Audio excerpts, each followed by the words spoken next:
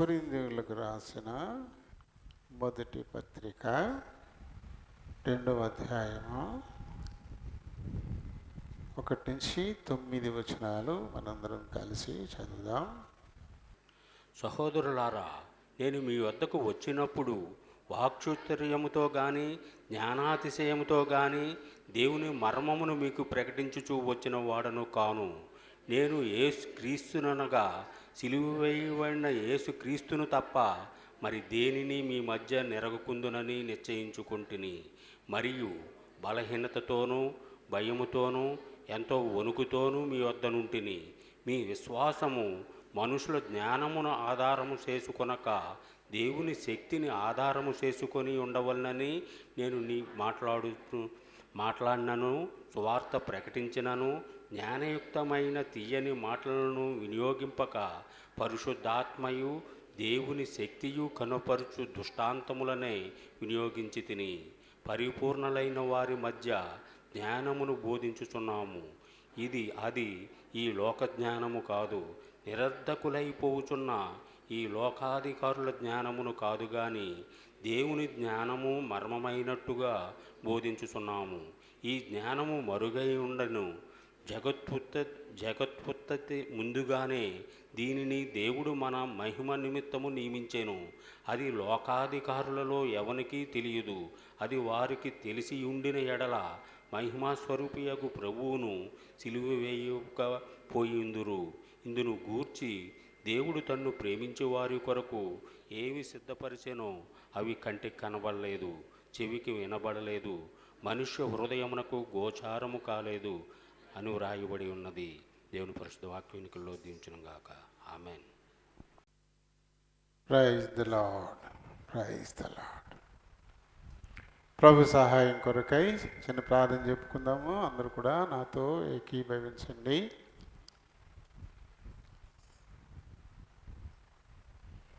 ప్రేమ కలిగిన మా ప్రియ పరలోకపు తండ్రి, కనికర సంపన్నుడా, కృపా సత్య సంపూర్ణుడు అయిన మా దేవా, వందనాలు, స్తోత్రాలు.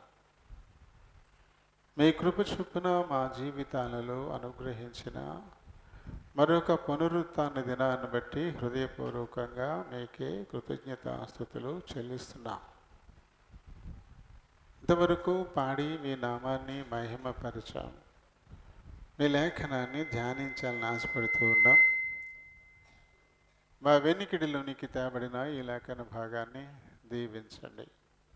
ఈ లేఖనాన్ని బట్టి దీనుడను బలహీనుడను ప్రభా, నేను మాట్లాడడానికై నిలబడబోతూ ఉన్నాను. దయతో నన్ను క్షమించండి, నన్ను ఖాళీ చేయండి. మీ చిత్తానుసారమైన మాటలు నా నోట నుంచి మీరే మాట్లాడుకుని మహిమ పొందమని అడుగుతున్నాను. నిమిత్త మాత్రుడు నాయన, ఈ లోక సంబంధమైన విద్యా విజ్ఞానం ఎంతైనా ఉండొచ్చు, ఈ ఆత్మ సంబంధమైన విషయాలలో ఒక జీరోగా ఉన్నాను తండ్రి. నా పక్కన ఒకటిగా నిలబడమని ప్రాధేయపడుతున్నాను.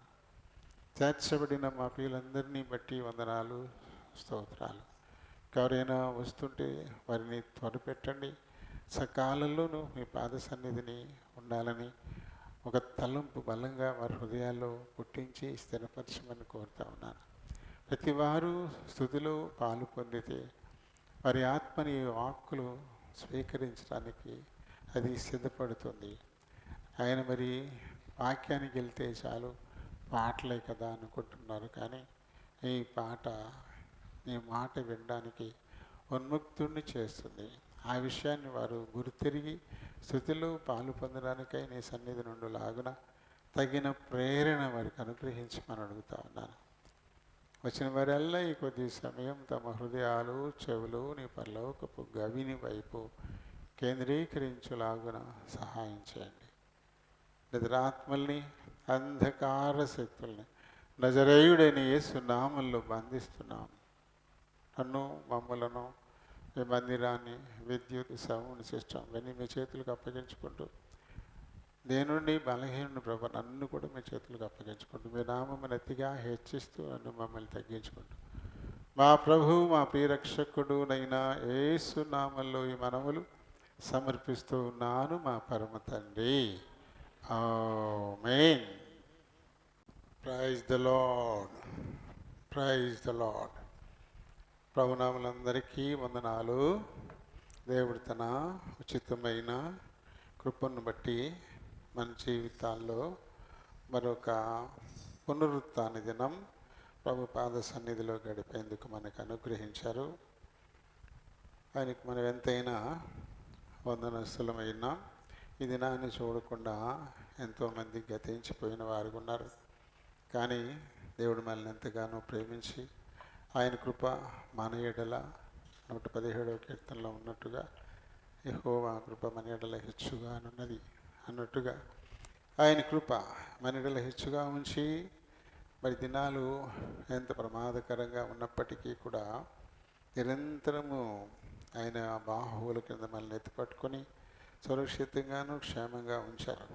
కాబట్టి ఆయనకి మనం ఎంతైనా వందనస్తులమై ఉన్నాం. మరి ఈ దినం దేవుడు మానవుల కొరకు అంటే ఎవరు తన బిడ్డలవుతారో అలాంటి వారి కొరకు. ఎందుకంటే ఆయన బిడ్డలు ఎవరు అవుతారు? గబగబాపు చెప్పేలా వచనాన్ని తన్ని అందరు అంగీకరించరు అండ్ యోహాను సువార్త 1వ అధ్యాయము 12వ వచనంలో ఈ మాట ఉంటుంది. తన్ను ఎందరు అంగీకరించరు అనగా తన నామమందు విశ్వాసముంచు ప్రతి వారికి ఆయన పిల్లలు అవ్వడానికి ఆయన అధికారం ఇచ్చేశాడంట. అలాంటి వారి కోసం దేవుడు ఏమి సిద్ధపరిచాడు? 9వ వచనం చదువు. దేవుడు నన్ను ప్రేమించు వారి కొరకు ఏమి సిద్ధపరిచను? అది కంటికి కనబడలేదు, చెవికి వినబడలేదు, మనుషుల హృదయానికి అవి గోచరము కాలేదు కదా. మరి ఏం సిద్ధం చేశాడు మన కొరకు? ఆయన ఏమి సిద్ధం చేశాడు కదా. ఈ విషయాన్ని మనం మరి ధ్యానించుకుందాం. ముఖ్యంగా ఆయన ఏం సిద్ధం చేశాడో ఒక 5 మాటలు. ఏం సిద్ధం చేశాడు ఆయన పిల్లలైన వారి కొరకు? ఏం సిద్ధం చేశాడంట? ఒక రాజ్యాన్ని సిద్ధం చేశాడంట. ఒక రాజ్యాన్ని ఆయన సిద్ధం చేశాడు. రెండవది, పరలోక పట్టణంలో ఒక స్థలం, ఒక నిత్య నివాస స్థలం సిద్ధం చేశాడు కదా. స్థలము సిద్ధపరచ వెళ్ళుచున్నాను యోహాను సువార్త 14వ అధ్యాయంలో ప్రభు చెప్తాడు కదా. తర్వాత మూడవదిగా జీతం సిద్ధపరిచాడు. శుక్రవారం అనుకుంటే గణపరలో మాట్లాడుకున్నాం. ప్రభు జీతం సిద్ధంపజేశాడు. 4వదిగా రక్షణను సిద్ధపరిచాడు. మనకు రక్షణను సిద్ధపరిచాడు.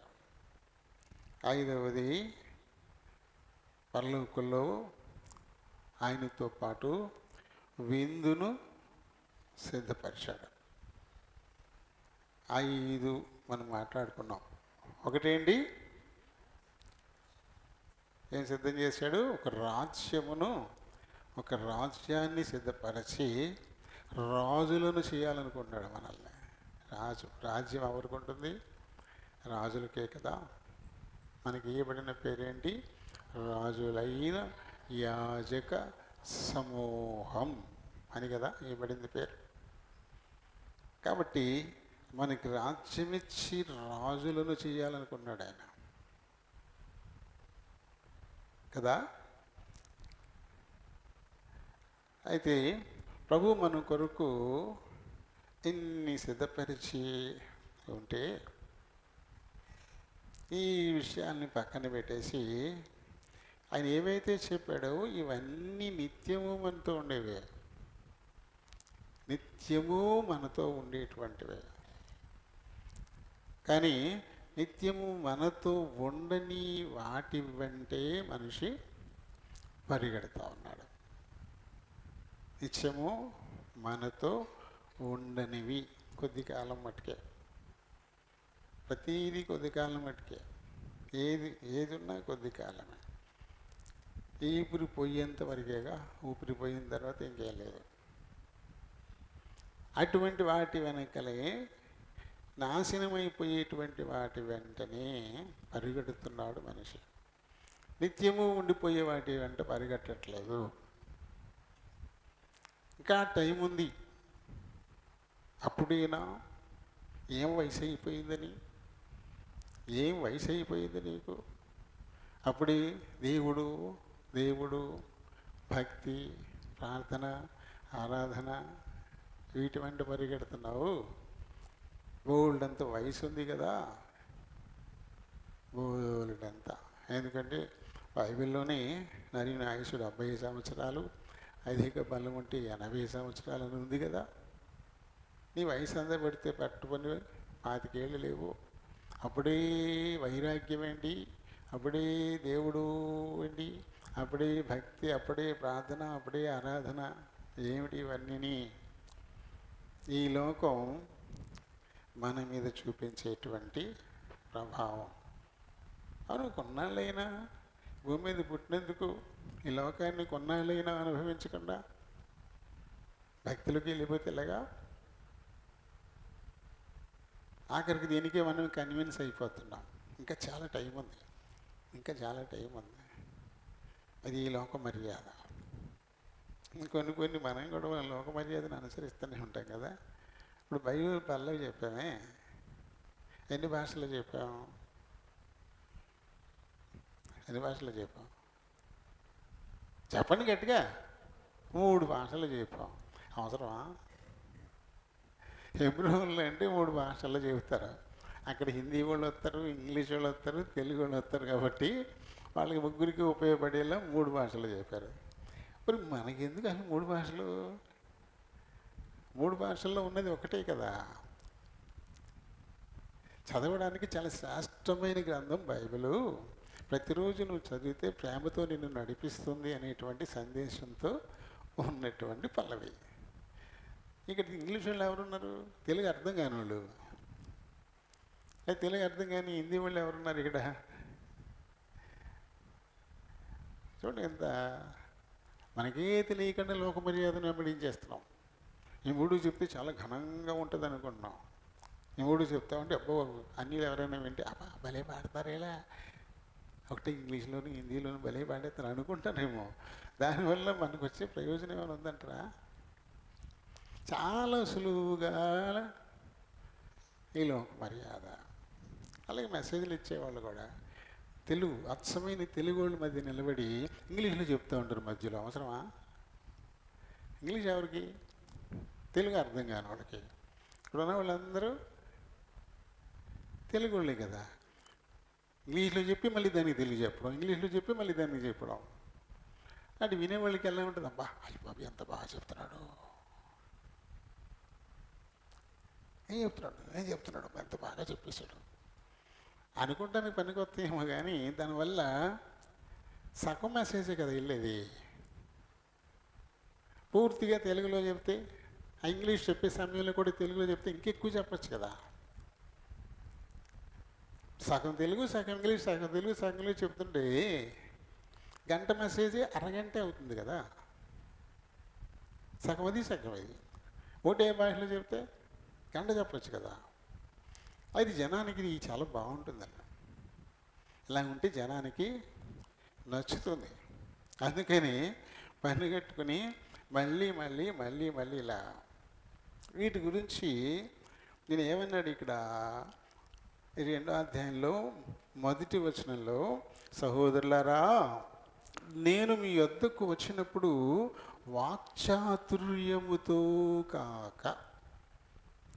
జనాల్ని ఆకర్షించేందుకు కాక కేవలం తన మాట ద్వారా జనాల్ని ఆకర్షించడం ఒక చాతుర్యం. మామూలుగా చూడు, కొంతమంది మాట్లాడుతూ ఉంటే వాళ్ళ చుట్టూ చెరిగి నవ్వుతా ఇంకా వింటూనే ఉంటారు. వాళ్ళు లేనిపోని వాళ్ళు కల్పించి చెప్పినా సరే అయ్యే నిజాలనుకుని ఓ ఆనందంగా వినేస్తుంటాం. కొంతమంది మంచి మాట చెప్పినా సరే మనకి సహించదు. ఎందుకట? ఒక చాతుర్యం అందులో. ఈ చాతుర్యంలో పడిపోయి అక్కర్లేనటువంటి విషయాలను కూడా తీసుకొచ్చి ఇందులో పెట్టేసి జనాల్ని నవ్విస్తున్నారు. నవ్వి నవ్వి నవ్వి నవ్వులపాలైపోయే పరిస్థితి. నవ్వి వాళ్ళు నవ్వులపాలైపోతారు. ఎందుకంటే ఆ నవ్వు వల్ల ఏంటి లాభం? ఈ మధ్యన చెబుతున్నారులే, నవ్వు ఆరోగ్యానికి చాలా మంచిది అని చెప్పేసి పార్కుల్లోకి వెళ్ళి గుంపులుగా నిలబడి ఊరిని నవ్వుతున్నారు. తెచ్చి పెట్టుకునే నవ్వు ఏం ఆరోగ్యం ఇస్తుంది? నవ్వు అనేది స్వభావ సిద్ధంగా రావాలి అది లోపల నుంచి. ఆ నవ్వు ఆరోగ్యానికి మంచిది. కానీ తెచ్చిపెట్టుకుని ఓహో నవ్వుతే దానివల్ల ఏంటి లాభం? ఏం లాభం లేదు. కాబట్టి మేము అందుకే నవ్విస్తున్నాము, నవ్వితే చాలా మంచిది కదా అని చెప్పేసి మేము నవ్వులాంటి కథలు చెప్తున్నాము అనుకుంటున్నారు కొంతమంది. దీనివల్ల సమయం వృధా. నేనేమంటాడినా, వాక్చాతుర్యముతో కానీ నాకున్నటువంటి జ్ఞానాతిశయముతో కానీ దేవుని మర్మమును మీకు ప్రకటించుచూ వచ్చిన వాడను కాను. నేను వాక్చాతుర్యంతో ఏం చెప్పట్లా మీకు. అలాగే నాకు చాలా విశేషమైన జ్ఞానం ఉందని నా జ్ఞానాన్ని మీ ముందు ప్రదర్శించడానికి ఏమీ నేను మాట్లాడట్లేదు అంటాడు. అంటే వాక్చాతుర్యం అవసరత లేదు. అది శరీరాన్ని మాత్రమే అది ఆకర్షిస్తుంది, ఉప్పొంగ చేస్తుంది. అలాగే జ్ఞానం చాలా జ్ఞానంతో కూడిన విషయాలు చెప్పేసరికి ఆ జ్ఞానాన్ని ఉపయోగించి చెప్తే అబ్బా అనుకుంటాం. అది మాత్రం ఏంటి లాభం ఆత్మకి? మన ఆత్మను పట్టుకునేటువంటి మాటలు కదా కావాలి. సాధారణంగా జనులు ఎలాంటి వాళ్ళంట?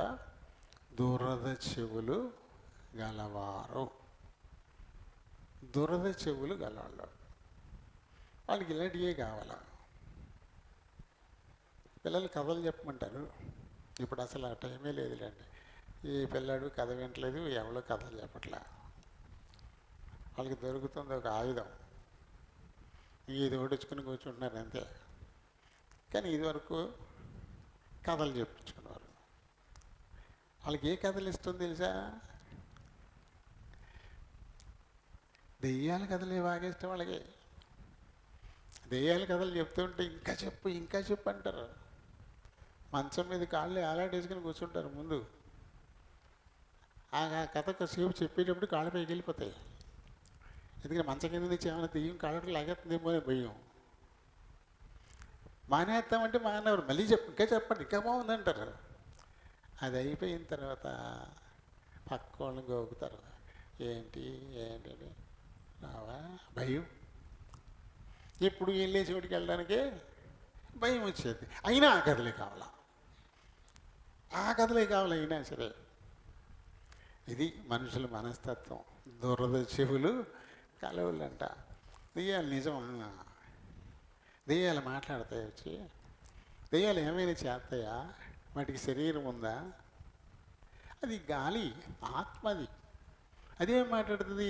దాంట్లోంచి మాటలు ఎక్కడి నుంచి వస్తాయి? మాట్లాడాలంటే శరీరం కావాలి కదా. ఒక కంఠం, వోకల్ కార్డ్స్ ఉండాలి కదా. వోకల్ కార్డ్స్ లేకుండా బయటికి ధ్వని ఎలా వచ్చింది అంటే ఎవరో మనల్ని భయపెట్టడానికి ఇంకొక మనిషి ఎవడో మాట్లాడి ఉంటాడు తప్ప నిజమైతే కాదు. దెయ్యాలేమీ మాట్లాడవు. అది ఎవరినైనా ఆశ్రయించి వారి ద్వారా, వారి వాకల్ కార్డ్స్, వారి శరీరాన్ని వాడుకుని ఏదన్నా మాట్లాడవచ్చు. కానీ తనకు తానుగా దెయ్యం మాట్లాడలేదు. ఎందుకంటే దానికి శరీరం లేదు. కానీ అది చెప్పే మాటలే జనాలకు బాగా ఇష్టం. అది చెప్పిందంటే చాలా ఆనందంగా వినేస్తారు. దురద చెవులు జేనులు, వీటి వల్ల ఏంటి లాభం? అలాంటి కథలు ఏదైనా చెప్తే మంచి బోధకుడు, ఎంత బాగా చెప్పాడు, ఎంత బాగా చెప్పాడు. ఎందుకంటే ఇవే గుర్తుంటాయి కూడా వాళ్ళకి. ఆత్మకు అవసరమైన ఒక్క మాట కూడా వాళ్ళు గుర్తుండదు, పట్టుకోదు వారికి. సాతాను కావాల్సింది కూడా అదే. అందుకని ఏమంటాడు ఈయన, వాక్చాతుర్యముతో కానీ జ్ఞానాతిశయముతో కానీ దేవుని వర్తమానమును మీకు ప్రకటించుచూ వచ్చిన వాడను కాను. నేను యేసుక్రీస్తును అనగా సిలువ వేయబడిన యేసుక్రీస్తును తప్ప మరి దేనిని మీ మధ్య ఎరగకుందునని నిశ్చయించుకొంటిని. కాబట్టి నాకున్న జ్ఞానం అంతా క్రీస్తును గురించినది. పరలోకముని విడిచిపెట్టి మానవ శరీరంలో ఈ లోకానికి వచ్చి మానవాళి పాపాలు శాపాలు పరిహరించడం కొరకై సిలువ మోసినటువంటి రక్తాన్ని కార్చినటువంటి క్రీస్తును మాత్రమే నేను ఎరుగుదును. కేవలం ఆ జ్ఞానం మాత్రమే నాకుంది, అదే మీ ముందుకు నేను తీసుకొస్తా ఉన్నాను అని చాలా స్పష్టంగా ఈయన మాట్లాడుతున్నాడు. అయితే ఇవి నచ్చుతాయా? ఇవి నచ్చట్లేదు జనానికి. ఒక బోధకుడు, మంచి బోధకుడు, ఆయన వస్తున్నాడంటే పరిగెత్తికి వెళ్ళిపోవాలా అని అంటే ఏం చెప్పాలా? దెయ్యాల కథలు చెప్పాలా. గణపవరం నుంచి ఒక ఆయన వచ్చాడు చిన్నప్పుడు, ఎలియాజర్ గారని. నాకు చిన్నప్పుడు గణపవరం నుంచి ఒక ఆయన వచ్చాడు. ఆయన బైబిల్ ఇచ్చుకుని ప్రసంగాన్ని నిలబెడితే చాలా. ఆయన చెప్పేది ఏంటంటే, మొదటి మాట, దెయ్యాలు కంట బోధకుడింట్లో భోజనం అంట, పాదిరింట్లో పడకంట. ఇలా మొదలెట్టేవాడు ఆయన. అంటే ఎక్కువ దెయ్యాల గురించే మాట్లాడతాడు. ఇక బోధకుడింట్లో దానికి భోజనం అంట, పాదిరి గారింట్లో పడకంట దెయ్యాలకి. నిజమే మరి.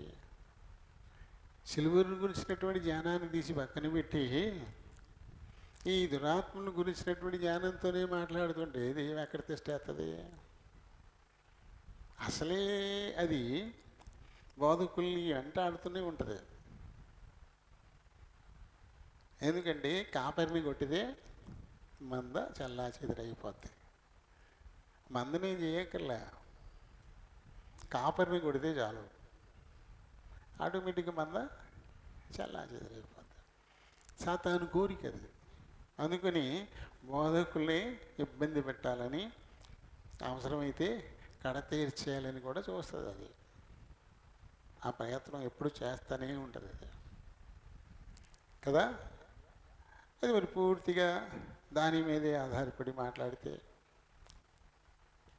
ఏం చెప్తాడు ఇంకీయన? దేవుని యొక్క ఈ జ్ఞానం ఎలాంటిది?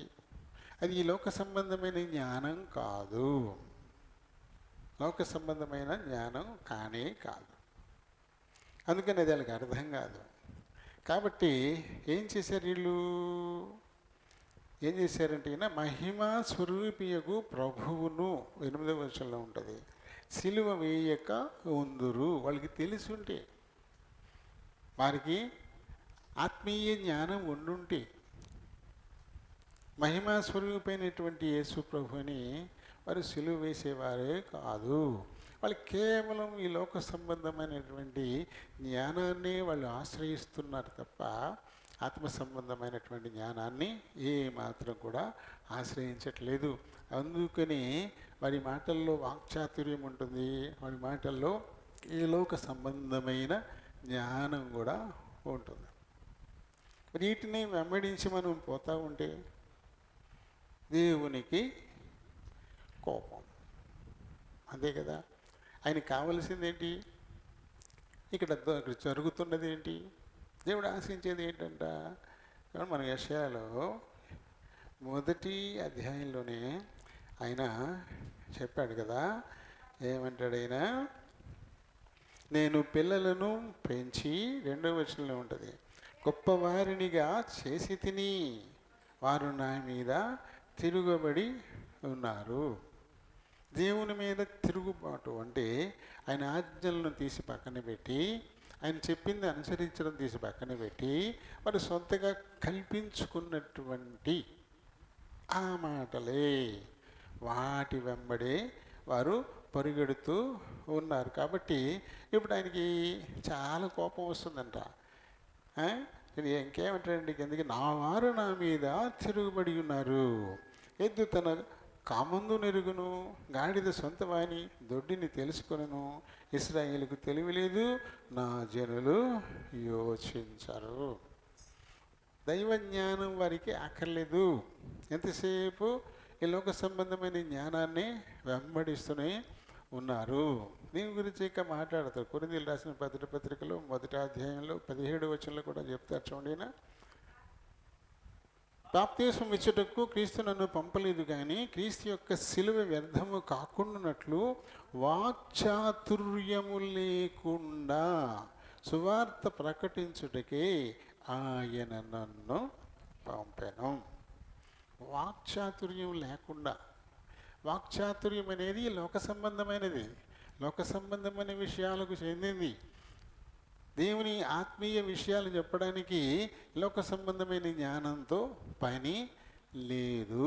ఎందుకంటే ఈ లోక జ్ఞానము అది దేవుని దృష్టికి వెర్రితనంగా ఉందని ఆయన చెప్పాడు. దేవుని దృష్టికి వెర్రితనంగా ఉండేటువంటి ఈ లోక జ్ఞానంతో ఏ రీతిగా సిలువను గురించి చెప్పగలుగుతారు? మామూలుగా లోక జ్ఞానం ఏం చెప్తుంది? ఎవరో ఒక్క మనిషి సిలువ వేయబడితే లోకమందరికీ రక్షణ దొరుకుద్ది. ఎవరైనా ఒక ఇంట్లో కోడి కోసుకొని తింటే ఊరందరికీ అందేసినట్టేనది. ఒక్కింట్లో కోడి కోసుకు తిన్నారు అనుకోండి, ఆ ఊరందరికీ కోడి కూరేనా? ఆ ఇంటోళ్ళకి కదా. ఇది లోక జ్ఞానం చెప్తున్నది. లోక జ్ఞానం చెప్పేది ఇది. కానీ దేవుని ఆత్మ ఆ జ్ఞానం ఏం చెబుతుంది? సృష్టి యావత్తును నిర్మించినటువంటి వాడు, ఈ సృష్టి అంతా ఆయనలోనే ఉంది. ఆయన మానవ మాత్రుడు కాడు. కాబట్టి ఆయన ఒక్కని సిలువ బలియాగం లోకమంతటికీ వర్తిస్తుంది. ఇది ఆత్మీయ జ్ఞానం. కానీ ఈ లోక జ్ఞానం ఏం చెప్పుద్ది? ఎవరింట్లో కోడి కోసుకుంటే వాడికే కోడుకోర, ఊరందరికీ ఎందుకు వస్తుంది? కాబట్టి ఆయన ఒక్కడు సిలువ వేయబడితే లోకమందరికీ రక్షణలో వచ్చింది. ఇది లోక జ్ఞానానికి వచ్చే ప్రశ్న. కానీ ఆత్మజ్ఞానం, ఆయన మానవ మాత్రుడు కాడు, ఆయన సృష్టికర్త, యావత్ సృష్టిని నిర్మించినటువంటి వాడు, అంతా ఆయనలో నుండి వచ్చింది. కాబట్టి ఆయన చేసే ప్రతిదీ అంతటికీ వర్తిస్తుంది. ఆయన సర్వాంతర్యామి, ఆయన లేని చోటంటూ లేదు, ఆయన చూడని ప్రదేశం అంటూ లేదు. ఆయన సర్వాంతర్యామి అయిన దేవుడు కాబట్టి ఆయన చేసేటువంటిది లోకమంతటికీ వర్తిస్తుంది కదా. ఒక్క మాటతో నోవహ కాలంలో లోకమంతటినీ ముంచెత్తేసాడు. ఎలా? లోకమంతటిని జలప్రళయంతో ముంచేసాడు కదా ఒకేసారి. అలా మనిషికి సాధ్యపడుద్దా? ఊరు పొలాలన్నీ ఒక మనిషి ముంచేయగలడా? తన పొలం ఏదో తను చాలా కష్టంగా ముంచుకుంటాడు ఒక మనిషి, అంతే కదా. కానీ దేవుడు మొత్తం ప్రపంచాన్నే ముంచేశాడు. పర్వత శిఖరాలన్నీ కూడా మునిగిపోయాయి. శిఖరాలకు పైకి వెళ్ళిపోయినాయి నీళ్ళు. ఎలా? చేసింది ఒక్కడే కదా, ఒక్కడేగా, ఒక్క మాట చేస్తే కదా. మరి అలా చేయగలిగిన వాడు లోక పాపం అంతటిని ఒక్కడు పరిహరించలేడా? పరిహరించగలడు. కాబట్టి యేసు అనేటువంటి ఆ దేవుని యొక్క అద్వితీయం కుమారుడుగా వచ్చినటువంటి ఆయన శిలువ బలియాగం, ఆయన రక్తం లోకపాపం అంతటినీ పరిహరించడానికి చాలినటువంటిది. ఇది ఆత్మీయ జ్ఞానం. కాబట్టి ఆత్మీయ జ్ఞానం బోధించడానికి ఈ లోక సంబంధమైన వాక్ చాతుర్యం అవసరత లేదు. అది ఎప్పటికీ శరీరాలకే కదా. ఇంకా ఏం చెప్తారు చూడండి ఇందులోనే ఎఫెసీయులకు రాసిన పత్రికలో 4వ అధ్యాయము 14వ వచనం, ఇవన్నీ పౌలు గారు రాసినవి. అందువలన మనం ఇక మీదట పసిపిల్లలమై ఉండి మనుష్యుల మాయోపాయముల చేత వంచనతోను తప్పు మార్గమునకు లాగు కుయుక్తును గాలికి కొట్టుకొని పోవు కల్పించబడిన ప్రతి ఉపదేశానికి ఇటు అటు కొట్టుకొని పోవచ్చు ఉండొద్దు అంటాడు ఆయన. చూడండి, మనం ఇక మీదట పసిపిల్లలంగా ఉండకూడదు.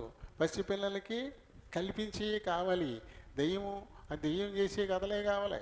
అయ్యే బాగా ఇష్టపడతారు, చెవులు పోసుకుని మరీ వింటారు. ఆ తర్వాత వారికి భయం వేస్తుంది. అయినా సరే అదే కావాలి, అదే కావాలి. అలా మనం ఉండకూడదు. మనుషుల మాయోపాయముల చేత వంచనతోనూ, బోధకులు ఈ మధ్యన మాయోపాయాలు ఎక్కువగా ప్రయోగిస్తున్నారు. తమ సంఘాల్లో సభ్యులను పెంచుకోవడానికి ఇష్టపడుతున్నారు తప్ప ఆత్మరక్షణ పొందే వారిని గురించి ఆలోచన వారికి లేదు. అదొక పెద్ద సంఘం కావాలా, చాలా ఎక్కువ మంది నా సంఘానికి రావాలా, కాకపోతే ఇంకొక బ్రాంచ్ పెట్టాలా, లేదా ఇంకొక బ్రాంచ్ పెట్టాలా. పొద్దున్నే కారు వేసుకుని 6ంటికి బయలుదేరి అన్నీ అలా పుట్టి చెక్కేసి ఇంకొక పెట్టి మీద కూర్చొని వసూలు చేసుకున్నట్టు చందాలని పోగేసుకోవాలా. ఎక్కడో స్క్రీన్ పెట్టి అక్కడ స్క్రీన్లో కనబడతా ఉన్నా సరే అక్కడ కూడా కానుకలు తీసుకోవాలా. అక్కడ కూడా బాక్సులు పెడతారు స్క్రీన్లు పెట్టి. ఏమిటి అన్నీ? సర్వసృష్టికి మీరు సువార్తను ప్రకటించండి అని ప్రభు చెప్పాడు. అది నువ్వు ఫిజికల్గా భౌతికంగా నువ్వు పోయి చెప్పాలా, అంతేగాని స్క్రీన్లు పెట్టేసే పరిస్థితులు. ఎక్కడో ఢిల్లీలో ఆకాశవాణిలో రేడియో కార్యక్రమం వెళ్తే ఇక్కడ మనం చెవిలెట్టినట్టు అలా అయిపోతుంది. ఇటువంటి వాటిని మనం ఇటువంటి వాటికి దూరంగా ఉండాలి. ఏముందంటే ఇందులో మాయోపాయం ఉంది, వంచన ఉంది, ఏదో తప్పు మార్గాన. యేసు ప్రభు ఎవరికైనా ప్రార్థన చేస్తే ఏం వసూలు చేశాడు ఆయన? నీకు స్వస్థత చేయాలంటే 1,00,000 రూపాయలు అవుతుంది, నీకోసం నేను ప్రార్థన చేయాలంటే ఒక 50,000 అవుతుంది అని అడిగాడా? ఫోన్లో ప్రార్థన చేస్తే 10,000, నేరుగా ఇంటికి వెళ్ళి అక్కడ చేయించుకుంటే ఇంకా కదా రేట్ ఎక్కువ. ఏంటి ఏ కదా. కానీ ఆ బోధకులు బాగా నచ్చుతున్నారు మనకి. వాళ్ళ మెసేజ్లు టీవీలో వింటాం, అరగంట టైంలో మెసేజ్ 15 నిమిషాలే. ఒక 5 నిమిషాలు సేపు ముందు వెనకాల ప్రకటన, మళ్ళీ ఒక 10 నిమిషాలు ఒక కథ వింటున్నారు కదా. కొంతమంది టీవీల్లో చూస్తున్నారు కదా మెసేజ్లు. టోటల్ టైం అరగంటే. అందులో ప్రారంభంలో పరిచయ వాక్యాలు ఉంటాయి, ఆఖరిని మళ్ళీ ముగింపు మాటలు ఉంటాయి. అలాగే ఫోన్పే చేయండి, అన్నీ రెడీగా ఉండి గూగుల్ పే, ఫోన్పే నెంబర్లు ఇవి అని చెప్తారు. మధ్యలో కొద్దిసేపు మళ్ళీ మెసేజ్, అందులో మళ్ళీ ఇంకో కథ. వెంటనే మళ్ళీ కథ లేకుండా అసలు మెసేజే ఉండదు. ఎందుకంటే జనానికి కథే కావాలి, మెసేజ్ పనిచేయదు. వాళ్ళకి తెలుసు, చాలా తెలివైన వాళ్ళు. మెసేజ్ చెప్పామంటే అబ్బాయి వినరు వాళ్ళు. కథ చెప్పామంటే ఆ టైంకి ఖచ్చితంగా టీవీ కాడికి వచ్చేస్తారు. ఏం కథ చెప్తాడు, ఇవన్నీ ఏంటి? వ్యూవర్స్ని పెంచుకోవడానికి ఉపయోగిస్తున్నటువంటి కొన్ని మార్గాలే కదా. మాయోపాయముల చేత వంచనతోను తప్పు మార్గమునకు లాగు కుయుక్తితోనూ గాలికి కొట్టుకొని పోవునట్లు కల్పించబడిన ప్రతి ఉపదేశమునకు ఇటు అటు కొట్టుకొని పోవచ్చు, అలల చేత ఎగురగొట్టబడిన వారమైనటుండక. అలా మనం ఉండకూడదు, అలా ఉండకూడదు. నేను చెప్పే కొంతమందికి నచ్చకపోవచ్చు. ఇప్పుడు నేను ఎవరిని విమర్శిస్తానని అనుకుంటారు వెంటనే. నేను నీకు ఫోన్ తెచ్చాను కదా, దీని మీద కబుర్లు కొంతమంది మాట్లాడేసుకుంటారు. ఫోన్ తేవద్దని అంటాడు, ఫోన్ అట్టుకొచ్చాడు. ఖచ్చితంగా మనసులో ఇది వచ్చే ఉంటుంది. ఇది కనపడేసరికి ఫోన్ తేకూడదు అన్నాడు కదా, వీళ్ళు ఫోన్ అట్టుకొచ్చాడండి. చాలా సులువుగా వచ్చేస్తుంటాయి అపార్థాలు. నన్ను తెచ్చిన ఉద్దేశం వేరే ఉంది, ఫోన్ మాట్లాడుకోవడానికి కాదు, అది ఆఫ్లోనే ఉంటుంది. కానీ ఏమనుకుంటారు, వెంటనే ఫోన్ తేకూడదు అన్నారు, ఈయన ఫోన్ అట్టుకుని వచ్చారేంటి కదా. చూడండి, తొందరగా మనం గాలికి కొట్టుకుపోకూడదంట, కొట్టుకుపోయినట్టు ఉండకూడదు అంటాడు ఆయన. ఏం కలిగంట, ప్రేమ కలిగి సత్యము చెప్పుచు క్రీస్తు వలె ఉండుటకు మనం అన్ని విషయాల్లోనూ ఎదుగుదాం. క్రీస్తు వలె ఉండడానికి, ఎదగడానికి అవసరమైనటువంటి ప్రతిదాన్ని మనం వెంబడించాలి, ప్రతిదాన్ని మనం సొంతం చేసుకోవాలి. అల్టిమేట్గా క్రీస్తులా మనం మారిపోవాలి. ప్రభు కోరిక అదే కదా. రోమా 8:29 చదువుతాము, తన కుమారుడు అనేకులలో జ్యేష్ఠుడు కావాలనని రాశారు అక్కడ. అంటే క్రీస్తులాగా మారిపోవాలా. అలా మారడానికి అన్ని విషయాల్లోనూ మనం ఎదుగుదాం. ఆ ఎదుగుదలకి అడ్డొచ్చే వాటిని తీసి పక్కన పెట్టేద్దాం, అవి మనకి వద్దు. క్రీస్తులా ఎదగడానికి మనం మనుషుల మాయోపాయాల చేత, అలాగే వంచనతోనూ తప్పు మార్గాల్లోనికి లాగేసేటువంటి కుయుక్తితో వాటికి మనం ప్రాధాన్యతలు ఇవ్వకూడదు. అలా ఎవరు, చిన్నపిల్లలు, చిన్న ఎత్తికిపోయే వాళ్ళు వస్తారు, వాళ్ళకి ఐస్ క్రీమ్ ఇస్తాడు, అది చాక్లెట్, రే బాబా మా అబ్బాయి పుట్టినరోజు ఈ చాక్లెట్లు ఇస్తున్నాను తీసుకోండి అంటాడు. పాపం ఏం చేస్తాడు, తీసేసుకుంటాడు. తీసేసుకుని పిల్లలు ఏమవుతున్నారు, అందులో కాస్త మత్తు ఉంటుంది, చాక్లెట్ తినేసి ఇలా పడుకుంటే చుట్టేసి కార్లు వేసుకెళ్ళిపోతున్నారు. వాళ్ళకి తెలియదు ఇది ఒక మాయోపాయం, ఇది ఒక ఉరి, నన్ను పట్టుకుపోవడానికి ఇది చేస్తున్నారని చెప్పేసి వాళ్ళకి తెలుసా? తెలీదు. కాబట్టి మనం అలా ఉండకూడదు. తెలివి కలిగి నడుచుకోవాలి. ఈ కుయుక్తికి లోబడిపోకూడదు, ఈ వంచనకు లోబడిపోకూడదు. చాలా స్పష్టంగా ఈ విషయాన్ని ఆయన చెప్తున్నాడు. అయితే ఈ వాక్చాతుర్యాలు, ఈ కల్పిత కథలు, ఈ మాయోపాయాలు ఇవన్నీ ఎందుకు? కేవలం శరీరాన్ని ఆకర్షించుకోవడానికి, ఆత్మకు కాదు. నిజంగా ఆత్మీయ ఆకర్షణ. మీరు ఏమన్నా భక్సింగ్ గారు ఏమన్నా కథలు చెప్పాడా? ఆయన ఎప్పుడు ఏం కథలు చెప్పాల. కేవలం కథలు చెప్పినటువంటి ఆ కథలు కూడా ఎలాంటివి అంట, కేవలం బైబిల్లోనియే. చూడండి, ఇందులో 5వ వచనంలో మనకి కనబడుతుంది. చూడండి, పరిశుద్ధాత్మయు దేవుని శక్తియు కనపరచు దృష్టాంతములని వినియోగించి తిని అంటాడు. కేవలం బైబిల్ సంబంధమైన దృష్టాంతాలు మాత్రమే. భక్సింగ్ గారు కూడా అవే బైబిల్లో నుంచి ఒక దృష్టాంతాన్ని తీసుకొచ్చేసాడు.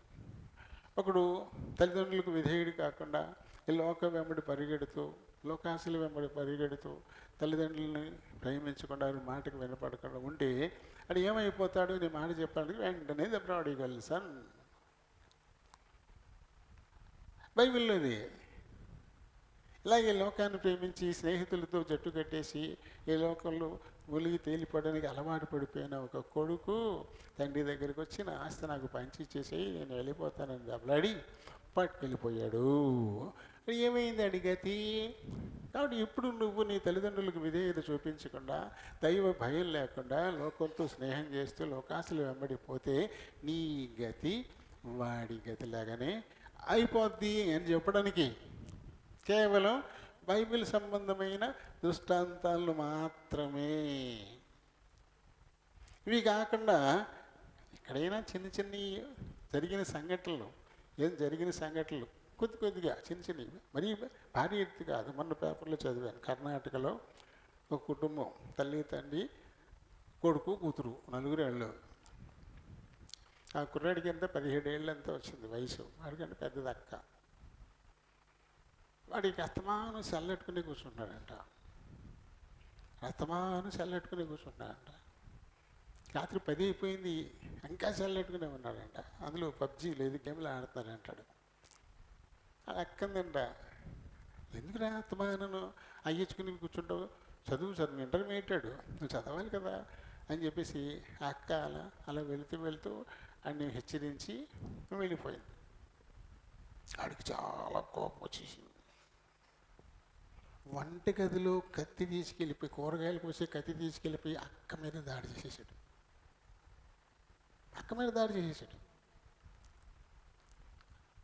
ఆ పిల్ల అరుస్తూ ఉంటే వాళ్ళ నాన్న వెళ్ళాడు, వాళ్ళ నాన్న మీద కూడా దాడి చేసేసాడు. అక్క వాళ్ళ నాన్న చచ్చిపోయిన ఏకంగా,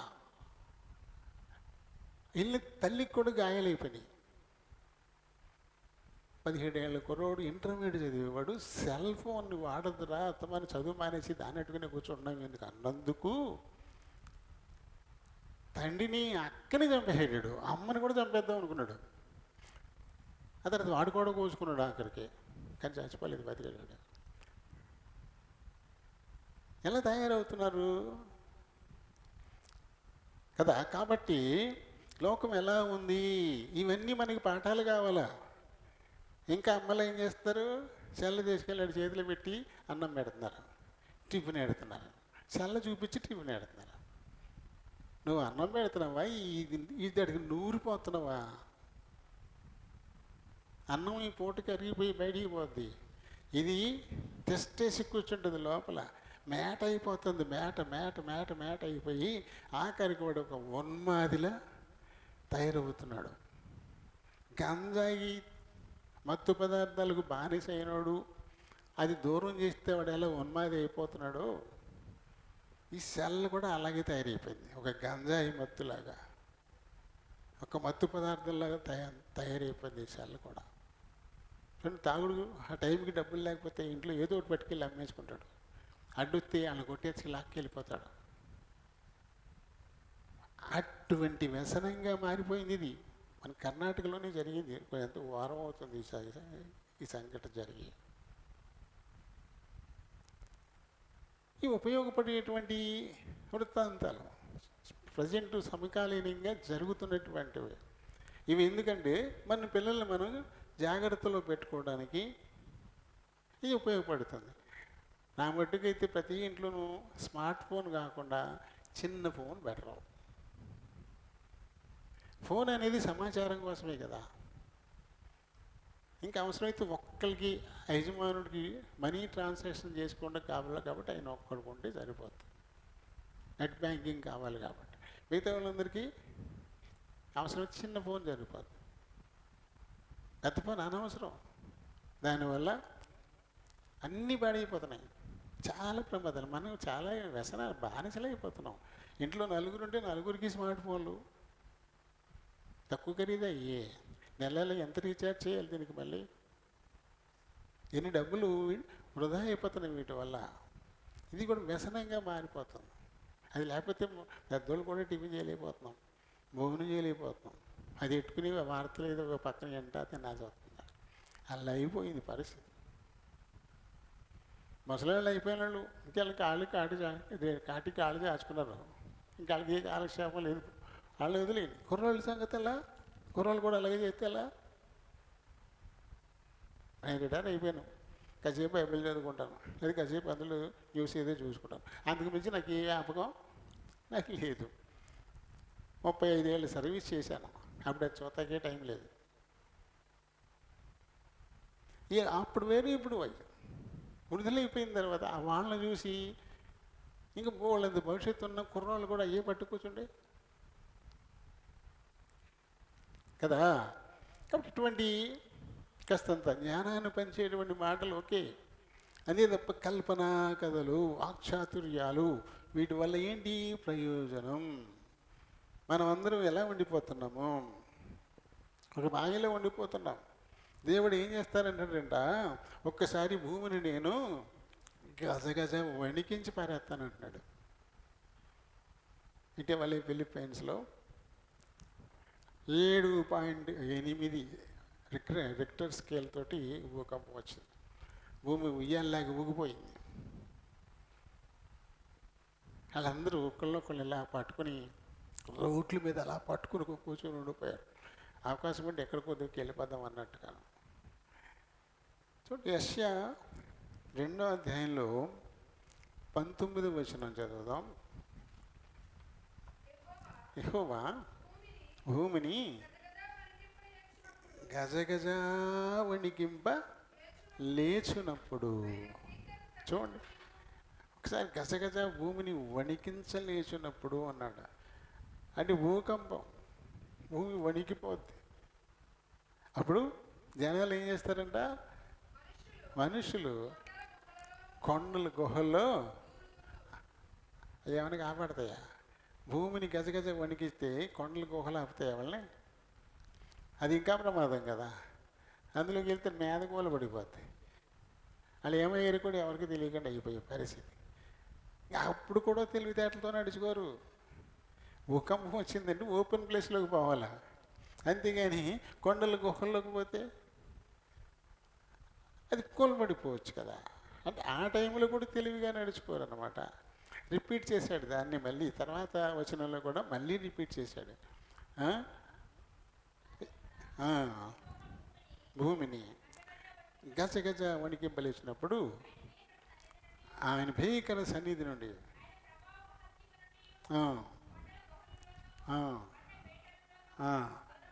దూరాలని ఆశతో పరుగులెడతారు జనాలు.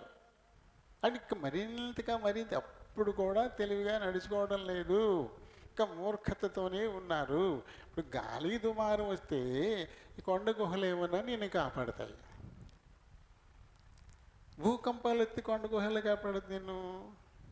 జ్ఞానం శూన్యులు అయిపోతున్నారు అన్నమాట. లోపల భూకంపం వచ్చినప్పుడు లోపల ఉన్న వాళ్ళకి ఎలా క్షేమం? ఇది మీద పడిపోద్ది కదా, బయటికి పోయే మార్గమే లేదు కదా. ఇళ్లలో నుంచి పరుగురు బయటికి వెళ్ళిపోవాలా భూకంపాలు వచ్చినప్పుడు. పెద్ద పెద్ద భవనాలు ఇటువంటివి లేని చోట్లకి వెళ్ళిపోవాలి, ఓపెన్ ప్లేస్లోకి వెళ్ళిపోవాలి.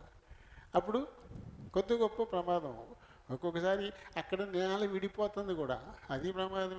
నేల ఎక్కడ విడిపోతుందో తెలియదు. అయితే ఓపెన్ ప్లేస్ కొంచెం సేఫ్.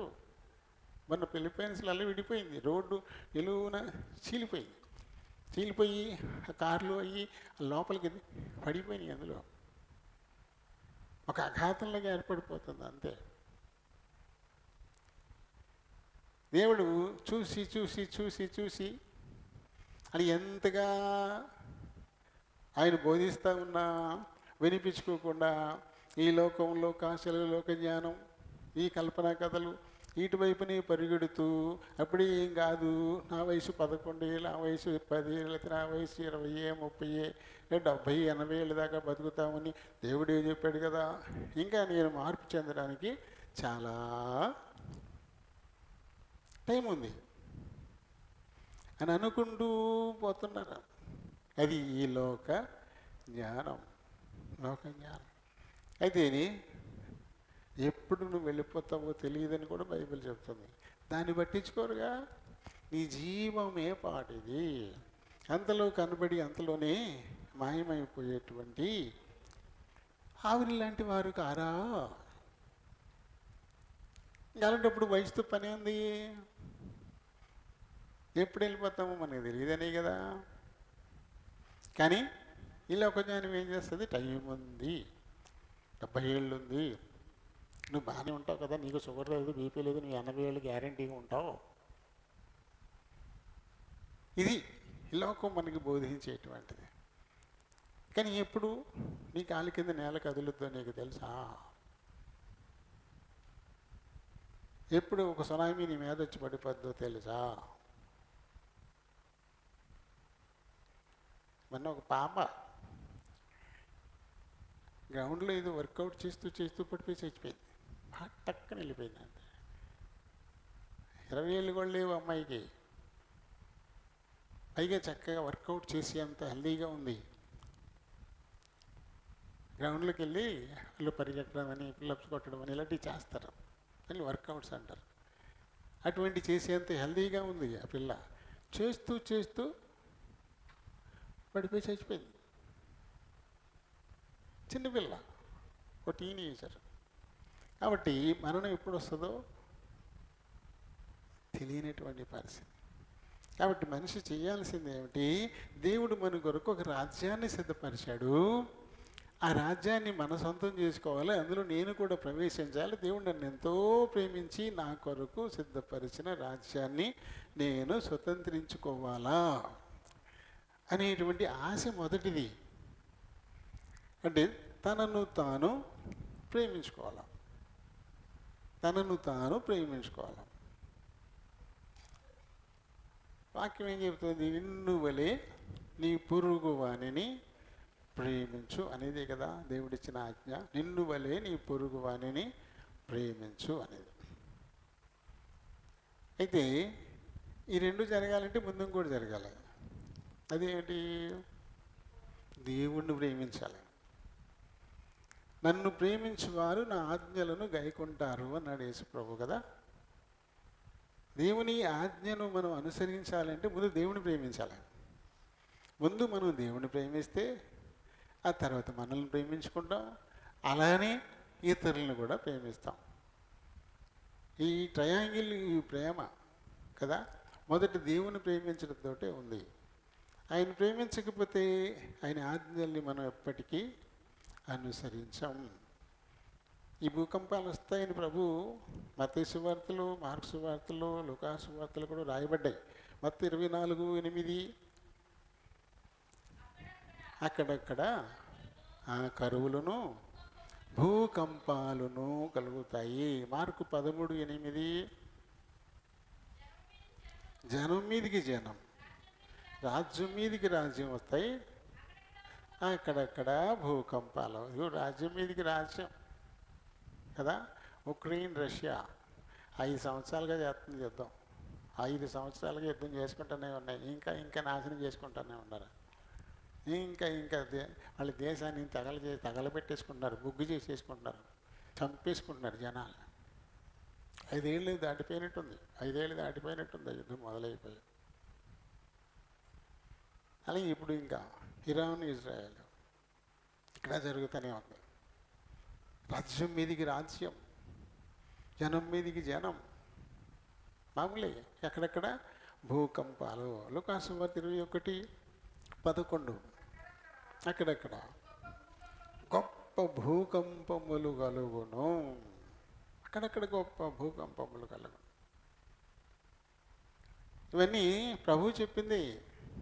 ఈ భూకంపాలు ప్రస్తుతం నువ్వు న్యూస్ వాచ్ చేస్తే ప్రతిరోజు ప్రపంచంలో ఏదో ఒక పక్క భూకంపం వస్తూనే ఉంది.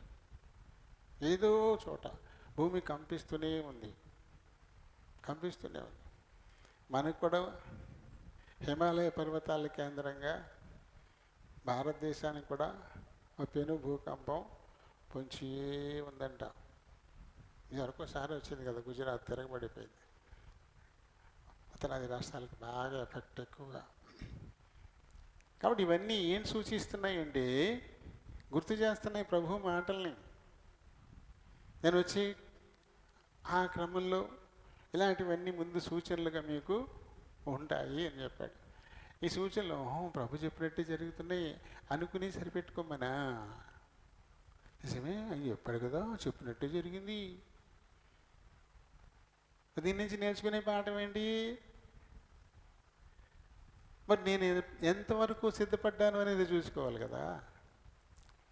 దేవుని ప్రేమించాలి, ఆ తర్వాత మనల్ని మనం ప్రేమించుకోవాలి, ఆ తర్వాత ఇతరులని కూడా మనం ప్రేమించాలి. ఈ దేవుడు చెప్పింది. మత్తయి సువార్త 3:2 చూస్తే ప్రభు చెప్పిన మాట, పరలోక రాజ్యము దేవుడు మనకు సిద్ధపరిచినటువంటి రాజ్యం అది సమీపిస్తుంది, కాబట్టి మారు మనసు పొందండి అని చెప్పి ఆయన ప్రకటించుకుంటూ వచ్చాడు. అలాగే ఇంకా ఆయన రాజ్యాన్ని, ఆయన మన కొరకు సిద్ధపరిచిన రాజ్యాన్ని, నీతిని వెదకాలి అంటూ 6:33లో యేసుప్రభు చెప్పిన మాటలు మనం అక్కడ మీరు ఆయన రాజ్యమును, ఆయన మన కొరకు సిద్ధపరిచినటువంటి ఆ రాజ్యాన్ని మనం వెదకాల, దాని కొరకు మనల్ని సిద్ధపడాలా అనేది. ఇంకా ఆయన చెప్పింది మత్తయి సువార్త 25లో 31 నుంచి అక్కడ ఆయన ఒక ఉపమానాన్ని చెప్పాడు యేసుప్రభు. అక్కడ ఉపమానాన్ని చెప్పాడు. తన మహిమతో మనుష్య కుమారుడును ఆయనతో కూడా సమస్త దూతలను వచ్చినప్పుడు ఆయన తన మహిమ గల సింహాసనం మీద ఆసీనుడయ్యుండును. అప్పుడు సమస్త జనములు ఆయన ఎదుట పోగు చేయబడతాయి. ఆయన ఎదుట పోగు చేయబడతాయి. ఒక గొల్ల, తన దగ్గర గొర్రెలు మేకలు ఉంటాయి. రెండింటినీ ఒకే దొడ్లో పెట్టరు. రెండింటిని, గొర్రెల్ని మేకల్ని ఒకే దాంట్లో పెట్టరు. మేకలు వేరుగా, గొర్రెలు వేరుగా పెడతారు. మేపేటప్పుడు అన్నీ కలిసి తిరుగుతాయి, కానీ రాత్రికి దాకిడేసేటప్పుడు వేరు వేరుగా చేస్తారు. అలా ఎలా అయితే వేరు చేస్తాడో అదే రీతిగా పరిశుద్ధులను పాపులను వేరు చేయబడతారట. గొర్రెలు మేకలు, గొర్రెలను పరిశుద్ధులతో, మేకలను పాపులతో పోల్చాడు. అక్కడ గొర్రెలను మేకలను నిలబెట్టను. అప్పుడు రాజు ఆ కుడివైపున ఉన్నవారు, పరిశుద్ధులైన వారు, ప్రభువును ప్రేమించి ఆయన ఆజ్ఞలను అనుసరించి ఆయన చిత్తానుసారంగా నడుచుకున్నటువంటి వారిని చూసి, నా తండ్రి చేత ఆశీర్వదింపబడిన వారులారా రండి, లోకము పుట్టినది మొదలుకొని మీ కొరకు సిద్ధపరచబడిన ఆ రాజ్యం, మీకోసం సిద్ధం చేసినటువంటి రాజ్యం. ప్రభు తన బిడ్డల కోసం, తను వెంబడించే వారి కోసం, ఆయన ఆజ్ఞను అనుసరించి నడిచే వారి కోసం ఒక రాజ్యాన్ని ఆయన సిద్ధపరచాడంట. ఇదిగో ఆ రాజ్యాన్ని మీరు స్వతంత్రించుకోండి. ఎందుకంటే నేను ఆకలిగా ఉన్నాను, నాకు భోజనం పెట్టారు, నేను దప్పికొన్నాను, నాకు దాహం ఇచ్చారు, నేను పరదేశిగా ఉన్నాను, నన్ను మీరు చేర్చుకున్నారు, దిగంబరిగా ఉన్నాను, నాకు బట్టలు ఇచ్చారు, నేను రోగినై ఉంటే నన్ను చూడవచ్చారు, మీరు చెరసాలలో ఉంటే నా యొద్దకు వచ్చి నన్ను పరామర్శించారు మీరు. కాబట్టి ఇవన్నీ ఎవరు చేస్తారు? ప్రభు ప్రేమ కలిగిన వారు మాత్రమే చేస్తారు. ఎవరు ప్రభువును ముందు ప్రేమిస్తారో వారు తమ్మును ప్రేమించుకుంటారు. అలానే ఇతరుల బాధ కూడా తమ బాధగా వారు ఫీల్ అవుతారు. ఇతరులకు నొప్పి కలిగింది అనుకోండి, నాకు తగిలినా అంతే కదా, అయ్యో పాపం అనుకుంటారు. కొంతమంది మళ్ళీ తగిలింది అని సంగలు కొట్టుకునే వాళ్ళు ఉంటారు. వాళ్ళు ఖచ్చితంగా దేవుని ప్రేమించేవారు కాదు, తమను తాము ప్రేమించుకునేవారు కాదు. ఎదుటివారి బాధ కూడా తనలో చూసుకోవాలి. అదే పరిస్థితి నాకు వచ్చినా నేను కూడా అంతే కదా బాధపడతాను, నాకు అదే బాధ కదా అని ఇతరుల బాధ కూడా తన బాధగా చూసుకోవడం. మన బాధను ప్రభు తన బాధగా చూసుకోలే. మన పాపం, మన శాపం మనల్ని పాతాళాన్ని తీసుకుపోతూ ఉంటే అది తన బాధగా చేసుకుని వాటి ప్రాయశ్చిత్తం చేయడం కొరకు తనను సిలువగా అప్పచెప్పుకున్నాడు. ఆయన పాపం అది. ఆయన ఏమైనా పాపం చేశాడా? మనదే కదా. మన పాప శాపాలను వాపడం కోసం ఆయన సిలువను ఎత్తుకున్నాడు కదా. అలా ప్రభు ప్రేమ ఏంటంటే ఇతరుల బాధ కూడా తన బాధలా చూసుకునేటువంటి ప్రభు బిడ్డలైన వారు కూడా ఇతరుల అవసరత కూడా తన అవసరతలాగానే చూసుకోవాలంట. అదే యాకోబు గారు చెప్తాడు. చూడండి, యాకోబు 4వ అధ్యాయము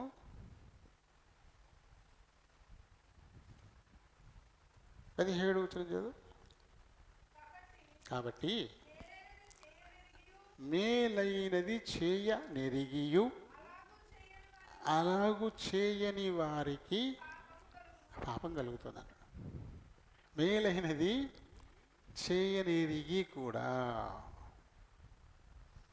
మేలైనది చేయడానికి ఎరిగి కూడా అని తెలియకుండా చేయకపోతే వేరు, తెలిసి కూడా చేయకుండా ఉంటే అదేమవుతుందంటే వారికి పాపం అవుతుంది.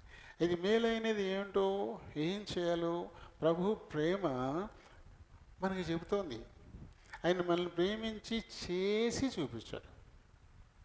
కాబట్టి నిజంగా ఆయన్ని కనుక మనము ప్రేమిస్తే మనము అలానే చేయాల్సినటువంటి వారంగా ఉన్నాం. అని 8వ వచనం చదవమ్మా. దేవుని యొద్దకు రండి, అప్పుడు ఆయన మీ యొద్దకు వచ్చును. అంటే ఆయన మన దగ్గరికి వస్తే కానీ ఆయనలా మనం మారలేం. అలా ఆయన మన దగ్గర రావాలంటే ముందు మనం ఆయన దగ్గరికి వెళ్ళాలంట. ఆయన దగ్గరికి రండి, ఆయన మీ దగ్గరికి వస్తాడు. అప్పుడు ఆయన కలిగి ఉన్నవన్నీ మీకు కూడా ఆయన ఇచ్చేటువంటి వాడు. మొట్టమొదటిగా ఆయన కలిగి ఉన్నది ప్రేమ. ఆ ప్రేమను మనకు కూడా ఆయన ఇచ్చేటువంటి వాడు. అది వచ్చినప్పుడు ఖచ్చితంగా చేయగలిగేటువంటి స్థితిలో మనం ఉన్నప్పుడు సాయం చేసే తీరుతాం. చేయలేకపోతే మనసుకు బాధ కలుగుతుంది. చేయగలిగి కూడా చేయకపోతే అది బాధ కలిగేదిగా ఉంటుంది. ఎవరికి? ఎదుటి వాళ్ళ కష్టాలను చూసి సంగలు కొట్టుకునే వాళ్ళకి కాదు. వాళ్ళల్లో దేవుని ప్రేమ అనేది లేదు అసలు. దేవుని ప్రేమ లేనప్పుడు వాళ్ళు ఏం చేస్తారు? ఖచ్చితంగా వాళ్ళు చేసేది వేరుగా ఉంటుంది కదా. చూడండి, మన దేశం వేరే దేశాన్ని నుంచి కేవలం మన దేశానికి వచ్చి యుగోస్లావియా ఆ దేశంలోని స్కోప్జే అనేటువంటి ప్రాంతం, అది ప్రస్తుతం మాసిడోనియా. అక్కడ పుట్టింది ఒక తల్లి. ఆగస్టు 26, 1910లో పుట్టింది. ఆమె మదర్ తెరిసగా మన దేశంలో ప్రభు ప్రేమను పంచింది. ఆమె మన దేశస్తురాలు కాదు, ఆమె మాసిడోనియాకు చెందినటువంటి ఆమె అసలు పేరైతే ఆగ్నెస్ గోన్షా బోజుక్షియు. ఆగ్నెస్ గోన్షా బోజుక్షియు అనేటువంటి పేరు. అయితే ఆవిడ మదర్ తెరిసగా ఆయన ప్రపంచవ్యాప్తంగా పాపులారిటీ పొందింది. ఆమె జీవితంలో అసంతృప్తి అనేది లేదు. ఎందుకంటే తన తల్లిదండ్రులతో కుటుంబంతో లేదు, అయినా అసంతృప్తి లేదు. తనకి పెళ్లి కాలేదు, భర్త లేడు, అయినా అసంతృప్తి లేదు. తనకి పిల్లలు కుటుంబం ఉండదు, అయినా తన జీవితంలో అసంతృప్తి అనేది లేదు. అవసరతలో ఉన్న వాళ్ళందరూ నా కుటుంబమే అనుకున్నారు. కాబట్టి నేను చేయగలిగిన సాయం, నా ప్రభువు లోకమంతటికీ సాయం చేయడం కోసం, రక్షణను అందరికీ అందించడం కోసం ఆయన పరలోకాన్ని విడిచిపెట్టి మానవ దేహంలోకి ఆయన వచ్చేసాడు. పాపం లేనివాడు అయ్యుండి కూడా శిలువ మరణం పొందడానికి ఆయన సిద్ధపడిపోయాడు. పాపులైన మానవులను రక్షించడం కోసం వారి స్థానంలో ప్రాణం పెట్టడానికి ఆయన వచ్చేస్తున్నాడు. కాబట్టి ఆయనే నాకు ఆదర్శం. ఆయన ఎలా అయితే ప్రజలకు ప్రేమను పంచడానికి వచ్చాడో, ఎలా అయితే వారిని రక్షించడం కోసం తన ప్రాణాలనే పణంగా పెట్టేయడానికి వచ్చాడో, అదే రీతిని నేను కూడా ఎంత సేవ చేయగలిగితే అంత సేవ నేను ప్రజలకు చెయ్యాలి. అదే తన సంతృప్తి. అంతకుమించి వేరే విధమైనటువంటి అసంతృప్తి తనకి ఏమీ కూడా లేనే లేదు. చిన్నతనంలోనే అంటే 18 సంవత్సరాల వయసులోనే ఆ తండ్రిని కోల్పోయింది. ఆ తర్వాత ఈ దేశానికి సిస్టర్స్ ఆఫ్ లోరెటో అనేటువంటి సంస్థ ద్వారా మన దేశానికి వచ్చింది. ఆమె కలకట్టాలో 1950లో, ఆవిడ ఎప్పుడు పుట్టింది? 10లో, అంటే 40 సంవత్సరాల వయసులో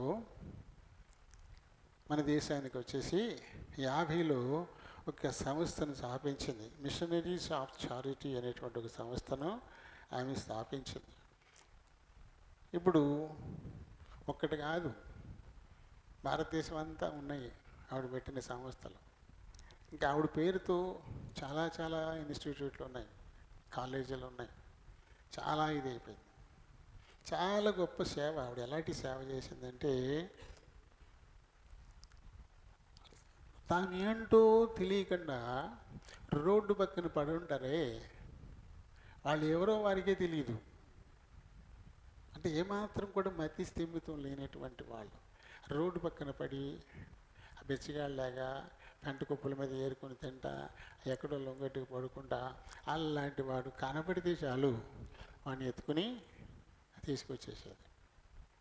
తీసుకొచ్చి వాడికి శుభ్రంగా క్షవరం చేయించేసి, స్నానం చేయించేసి, మంచి బట్టలు వేసేసి, వాడికి భోజనం పెట్టి, వాడి కోసం పడక సిద్ధం చేసి.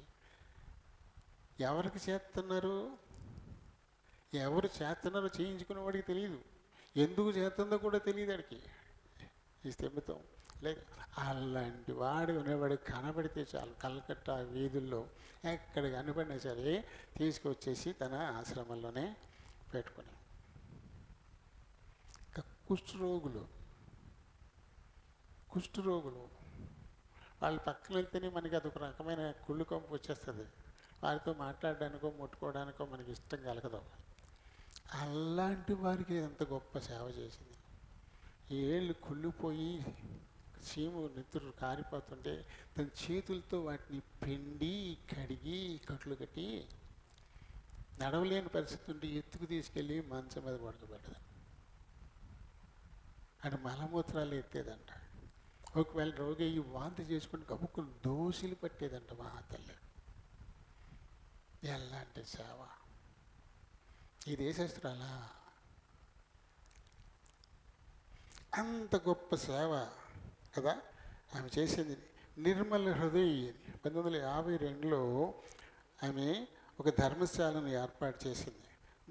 రోడ్డు మీద దిక్కు లేకుండా పడి ఉండేవాళ్ళు, కుష్ఠరోగులు, ఇలాంటి వాళ్ళందరినీ తీసుకొచ్చి ఆమెకు ఆశ్రయం అక్కడ ఆమె కల్పించిందిగా.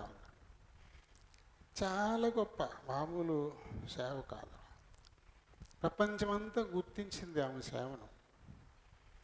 ప్రపంచంలోనే అత్యున్నతమైనటువంటి ఒక బహుమానం ఉంది, నోబెల్ ప్రైజ్ అంటారు దాన్ని, నోబెల్ బహుమానం, అవార్డు.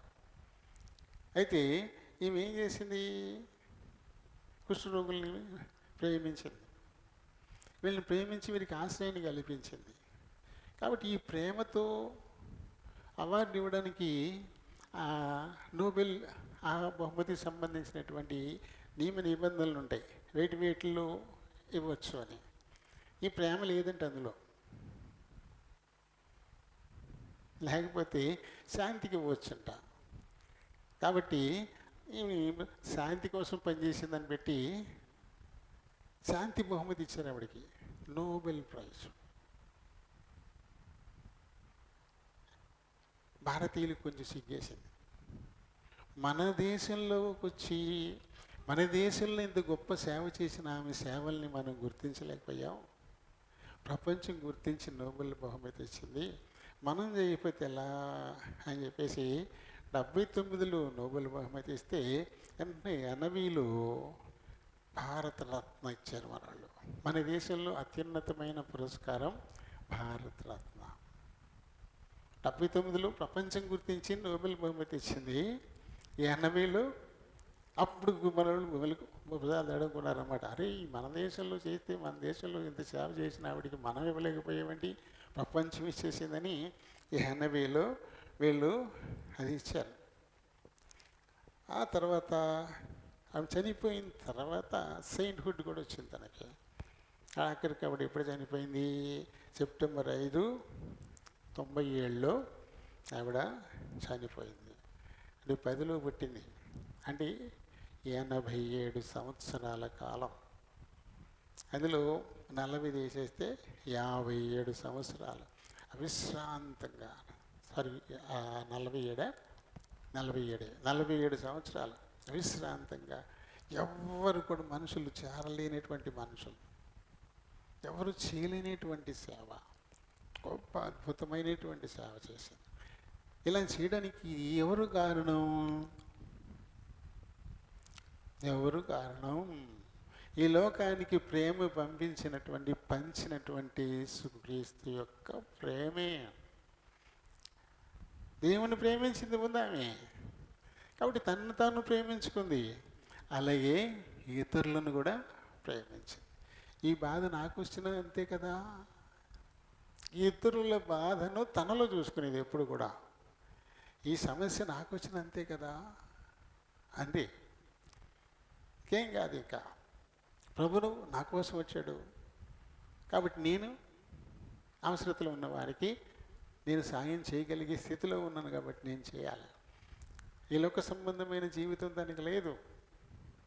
పెళ్ళిగడు వచ్చేసరికి పెళ్లి చేసుకుని ఒక మంచివాడిని, ఒక ఆస్తిపరుండో మంచి ఉద్యోగస్తున్నో చేసుకొని, ఇద్దరు పిల్లలు కనేసి ఒక బిల్డింగ్ కట్టుకొని, ఒక కారు కొనుక్కొని, వారం చక్కగా వీకెండ్లు బయటకు వెళ్ళిపోతూ ఎంజాయ్ చేసేద్దాం, అదే కదా ఇప్పుడు మనకున్నది. ఇదేమీ ఆమె కోరుకోలే.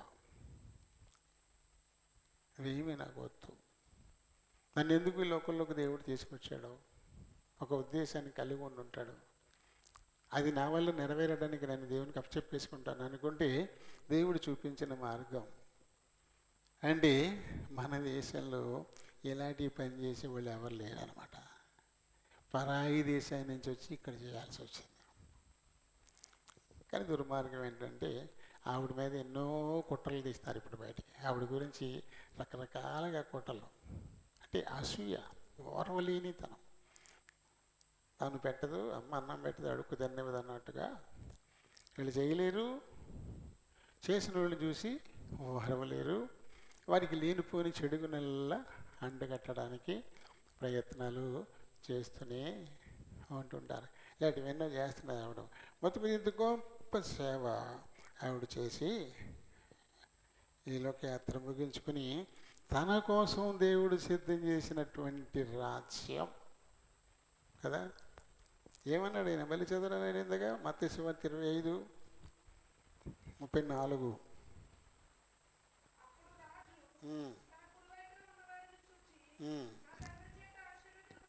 నా తండ్రి చేత ఆశీర్వదింపబడిన వాళ్ళారా రండి, లోకము పుట్టినది మొదలుకొని మీ కొరకు సిద్ధపరచబడిన ఈ రాజ్యాన్ని మీరు స్వతంత్రించుకోండి. దేవుడు మన కొరకు ఒక రాజ్యాన్ని సిద్ధం చేశాడు. ఇప్పుడు అమ్మ తెరిసా ఆ రాజ్యాన్ని స్వతంత్రించుకుంది. ఎందుకంటే ఎలాంటి పనులు చేస్తే, ఎలాంటి సేవ చేస్తే దాన్ని స్వతంత్రించుకుంటాడో చెప్పాడు కదా. కొన్ని చెప్పుకొచ్చారు కదా, మిక్కిలి అల్పులైన సహోదరులు మీరు ఒక్కరికి చేశారు, నాకు చేసినట్టే, కాబట్టి మీకోసం సిద్ధపరిచిన రాజ్యాన్ని స్వతంత్రించుకోండి అని ప్రభు చెప్పాడు. కాబట్టి ఇప్పుడు ఆవిడ ఎక్కడ ఉంటుంది? అమ్మ తెరిసా దేవుడు తన కొరకు ఏర్పరిచిన రాజ్యానికి, అంటే ప్రస్తుతానికి వెళ్ళిపోదు, ఒకవేళ వెళ్ళిపోయినా పరదేశికి వెళ్ళి ఉండొచ్చు. ఇంతగా తీర్పు దినం అయ్యేదాకా ప్రభు రాజ్యంలోకి వెళ్ళడానికి ఉండదు. రాజ్యానికి సిద్ధపడ్డారు, సెలెక్ట్ అయిపోయి మంచి జాబ్ వచ్చిన తర్వాత, నీకు జాబ్ వచ్చిందని నీకు అపాయింట్మెంట్ ఆర్డర్ ఇచ్చేసిన తర్వాత నీకు వచ్చేసినట్టే. నువ్వు ఎప్పుడు జాయిన్ అవుతావో అప్పటి నుంచే పనిలో పడతావు, కానీ నీకు ఆల్రెడీ ఆ ఉద్యోగం నీకు చేసినట్టే.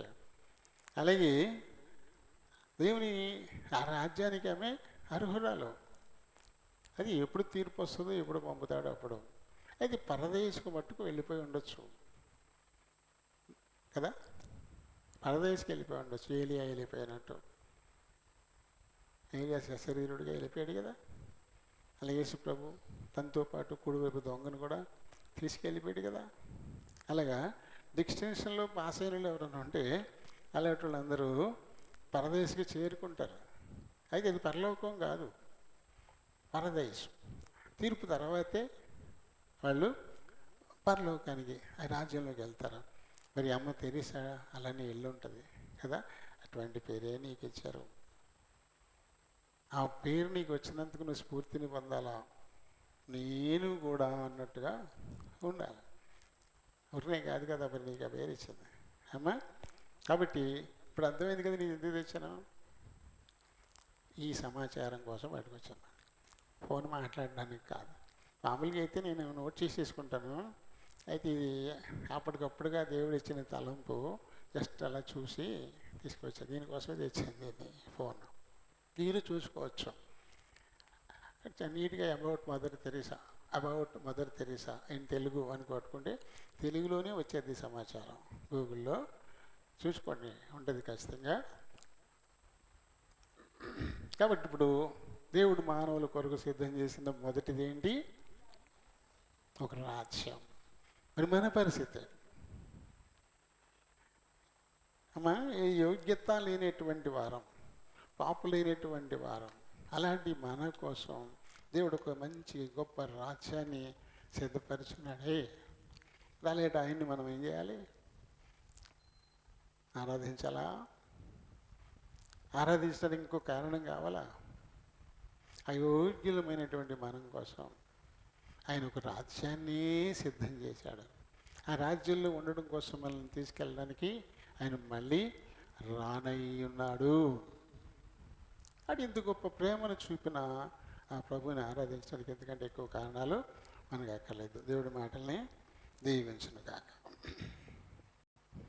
ప్రేమ కలిగిన మా ప్రియ పరలోకపు తండ్రి, కృప కలిగిన మా దేవ, వందనాలు, స్తోత్రాలు. మీ కృప చొప్పున ఇంతవరకు మా మధ్య నుండి మాకు నేర్పించిన ఆత్మీయ సత్యాలను బట్టి హృదయమారా మీకే కృతజ్ఞతాస్తుతులు. ఆయన మానవుల కొరకు ఎవరైతే మిమ్మల్ని ప్రేమిస్తారో, ఎవరైతే మీ ఏర్పాట్లో ఉంటారో అలాంటి వారి కోసం మీరు సిద్ధపరిచినటువంటివి అవి కంటికి కనబడవు, చెవికి వినపడవు, మనో గోచరం కావని మీ లేఖనం చెప్తుంది. అందులో మానవుల కొరకు మీరు సిద్ధపరిచిన మీ రాజ్యం, దాన్ని ఎవరు స్వతంత్రించుకుంటారో మరి మాకు మీరు తెలియపరిచినందుకు వందనాలు, స్తోత్రాలు. మా ప్రియ తల్లి మదర్ తెరీసాను మా ముందుకు మీరు తీసుకొచ్చారు. తనలోని సేవాభావం మేము కూడా కలిగి ఉండి మేము చేయగలిగినంత మట్టుకు సేవ చేయడానికి మేము సిద్ధపడితే మాతో కూడా మీరు అలాంటి మాటలే చెప్తారు. భూమి పుట్టినప్పుడు మీ కొరకు సిద్ధం చేసిన ఆ రాజ్యాన్ని స్వతంత్రించుకోండి అని ఆ కుడివైపున ఉన్నటువంటి వారితో మరి రాజు చెప్పినటువంటి ఆ మాటలు మాతో కూడా చెప్పేలా మేము కూడా సిద్ధపడడానికి సహాయం చేయమని కోరుచు బ్రతిమాలుకుంటున్నాను. ఆయన ఎప్పుడైతే ఆరాధించిపోతున్నారు, మీరు ఆత్మయ్య ఉన్నారు కనుక ఆత్మతోనూ సత్యముతోనూ ఆరాధించడానికి సహాయం చేయమని మా ప్రభువును రక్షకుడునైన యేసునామములో ఈ మనవులు సమర్పిస్తూ ఉన్నాను మా పరమ తండ్రి. ఆమేన్. కొరింథీయులకు రాసిన మొదటి పత్రిక 11వ అధ్యాయం 27వ వచనాన్ని మాత్రం చదువుదాం. కాబట్టి ఎవడు అయోగ్యముగా ప్రభు యొక్క రొట్టెను తినునో లేక ఆయన పాత్రలోనిది త్రాగునో వాడు ప్రభు యొక్క శరీరమును గూర్చియు రక్తమును గూర్చియు అపరాధి యగును. దేవుని పరిశుద్ధ వాక్యం ఎన్నికల్లో దించును గాక. చిన్న ప్రార్థన చెప్పుకుందాం. ప్రేమ కలిగిన మా ప్రియ పరలోకపు తండ్రి, కృప కలిగిన మా దేవ, వందనాలు, స్తోత్రాలు. మీ కృప చొప్పున మా జీవితాలలో అనుగ్రహించిన ఈ మరొక సమయాన్ని బట్టి మిమ్మల్ని స్తుతిస్తా ఉన్నాను. ఈ సమయంలో మా వెనుకల్లోని రాబడిన లేఖన భాగాన్ని దీవించండి. లేఖనాన్ని బట్టి దీని నుండి బలహీన పాప మాట్లాడడానికే నిలబడబోతున్నాను. కొద్ది నిమిషాలు నన్ను బలపరచమని మీ చేతులకు అప్పగించుకుంటున్నాను. ఖాళీ చేయండి మీ చిత్తానుసారమైన మాటలు నా నోటి నుంచి. మీరే మాట్లాడుకుని మహిమ పొందమని అడుగుతున్నాను. చేర్చబడిన మా ప్రియులందరిని బట్టి వందనాలు, స్తోత్రాలు. ఈ కొద్ది సమయం తమ హృదయాలు చెవుల్ని పరలోకపు గవిన వైపు కేంద్రీకరించలాగున సహాయం చేయమని మా ప్రభువును మా రక్షకుడునైనా యేసునామములో ఈ మనవులు సమర్పిస్తున్నాను మా పరమ తండ్రి. ఆమేన్. Praise the lord.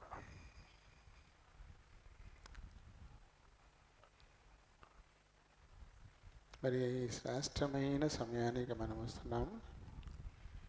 మనం ప్రతిదినము తీసుకునే శరీర సంబంధమైన ఆహారం ఈ ఊపిరి ఉన్నంత కాలం ఈ లోకంలో మనం జీవించడానికి ఉపయోగపడేది. అయితే ఈ లోకయాత్ర ముగించిన తర్వాత కూడా నిత్యత్వంలో నిత్యము ప్రభుతో ఉండడానికి ఈ లోకంలో మనల్ని సిద్ధపరిచేది ప్రభువు మనకిచ్చినటువంటి ఆయన దేహానికి సాదృశ్యమైన రొట్టె, ఆయన రక్తానికి సాదృశ్యమైనటువంటి రసం. దీన్ని ప్రభురాత్రి భోజనంగా సంస్కారంగా చెప్తుంటారు. దీనిలో మనం పాలు పొందాలి తప్పకుండా. ఎవరు పాలు పొందుతారో వారు నిత్యత్వం కొరకే వారు భద్రపరచబడతారు. ఇది పాలు పొందేటువంటి వారు ఎలా ఉండాలా అనేటువంటిది దాని గురించి కొరింథీ సంఘంతో రాస్తూ ఈ మొదటి పత్రికలో ఈ 11వ అధ్యాయంలో 23వ వచనం నుంచి ప్రభు బలను గురించి ఆయన మాట్లాడాడు. అయితే 17 నుంచి చెబుతూ భోజన ప్రస్తావన తీసుకొచ్చాడు. మామూలు భోజన ప్రస్తావన, ప్రభు భోజనం రెండు కూడా ఇందులో కలిపి పెట్టాడు. మనం ప్రాయబిందు చేసుకునేటప్పుడు స్తోత్రం చెప్పాక కానీ మనం తినటం మొదలు పెట్టాం. అప్పటి వరకు ముందు వడ్డించేసినా సరే అలా ముందు పెట్టుకుని కూర్చోవాలి తప్ప తినకూడదు. ఎందుకు పెట్టాడు ఇది ఇలా? ముందు పెట్టుకు ముందు తినేస్తూ ఉంటే ఆఖరికి వచ్చేసరికి ఇబ్బంది కలుగుతుంది. ఈ భోజనం ప్రస్తావన తీసుకొచ్చాడు ఈయన. మీరు ఆ భోజనము చేయనప్పుడు 21వ వచనంలో ఉంటుంది. మీరు ఆ భోజనము చేయనప్పుడు ఒకరికంటే ఒకడు ముందుగా తన మట్టుకు తాను భోజనము చేయుచున్నాడు. ఇందువలన ఒకడు ఆకలిగొనును మరి ఒకడు మత్తుడవును. ఇలాంటిది జరగకుండా ఉండాలంటే ఉన్నవి అందరూ సమానంగా పంచుకున్న తర్వాత, అంటే ఒక్కొక్కసారి తక్కువైందనుకోండి, అప్పుడు ఏం చేస్తారు? వాళ్ళ కోసం వండేదాకా కూర్చుంటారా? లేకపోతే దీన్ని కొద్ది కొద్దిగా మిగతా వాళ్ళకు కూడా చదువుతారా? మొదటి ప్రాధాన్యత సర్దుబాటు చేసుకోవడానికే చూస్తాం. దాని గురించి త్వరపడి తినేయకుండా ఉండాలా? ఇందులో ఏం చెప్తుంది? నాకు పెట్టారు సర్లే, మిగతా సహోదరులకు ఉందా లేదా అనేటువంటి ఆలోచన ప్రతి వారిలోనూ పుట్టాల. అది ప్రభు ప్రేమ. అందుకొరకే స్తోత్రం చెప్పిన తర్వాతే భోజనం చెయ్యాలి. అలా కాకుండా త్వరపడి చేయడం, ఇది ప్రభు ప్రేమకు అది దూరంగా ఉంటుంది కదా. కాబట్టి ఇందులో నీకు 33వ వచనంలో ఏం చెప్తాడు? నా సహోదరులారా, భోజనం చేయుటకు మీరు కూడి వచ్చినప్పుడు ఒకని కొరకు ఒకడు కనిపెట్టుకొని ఉండుడి. ఇది అవసరం. ఇందులో ప్రేమ ఉంది. ఇందులో ఇతరుల అవసరత తీరుతుందా లేదా, వారి క్షేమం, ఇవన్నీ ఇందులో ఇమిడి ఉంటాయి. ఇటువంటి ప్రేమ స్వభావం లేకపోతే ప్రభు బల్లలో పాలు పొందేందుకు వారికి అర్హత లేదు. వారికి అర్హత లేదు. ఇతరుల కొరకు ఎప్పుడు కనిపెట్టరు. కనిపెట్టని పరిస్థితి ఎప్పుడు ఉంటుంది అంటే వారి మధ్యన సమాధానం లేనప్పుడు, ఇతరులతో సమాధాన స్థితి లేనప్పుడు వారి క్షేమం గురించి ఇక పట్టించుకోం. దీనికి ఏం చెప్పినా అసలు ఈ పత్రిక రాయడం ఉద్దేశమే అది. ఏమంటాడు మొదటి అధ్యాయంలో 11వ వచనాన్ని చూస్తే, ఆ సహోదరులారా, 20 సార్లు సహోదరులారా, నా సహోదరులారా అని ఉపయోగించాడు. ఈ మొదటి కొరింథీ పత్రికలో నా సహోదరులారా అని 20 సార్లు ప్రస్తావించాడు. అంటే కేవలం ఎంతో ప్రేమించి ఒక తల్లి గర్భాన పుట్టినటువంటి వారిలో ఎలా అయితే ఉంటారో ఆ రీతిగాని మనందరం కూడా ప్రభు వల్ల పుట్టిన వాళ్ళం. ఒక తల్లి కడుపును పుట్టిన వాళ్ళు సహోదరులు మామూలుగా వాళ్ళు 2, 3, 4 ఉండొచ్చు. కానీ ఇక్కడ మరొకసారి క్రీస్తునందు మళ్ళీ పుట్టాం కదా, ఇలా పుట్టిన వాళ్ళందరూ కూడా సహోదరులే. ఇంకా వాళ్ళు ఎంతమంది అయినా ఉండొచ్చు. అందుకని మీరందరూ సహోదరులని యేసుప్రభు చెప్పాడు. మత్తయి సువార్త 23వ అధ్యాయంలో మనం చదువుతాం కదా, మీరందరూ సహోదరులు అని చెప్పాడు. అందుకని నా సహోదరులరా, మీలో కలహములు కలవని మిమ్మును గూర్చి క్లోయే ఇంటి వారి వలన నాకు తెలియవచ్చును. కలహం ఉంది అంటాడు. ఇది 1వ అధ్యాయంలో చెప్పాడు కదా. 11కు సంబంధం ఏంటి అంటే 18వ వచనం చదువు, 11లో 18వ వచనాన్ని చదువు.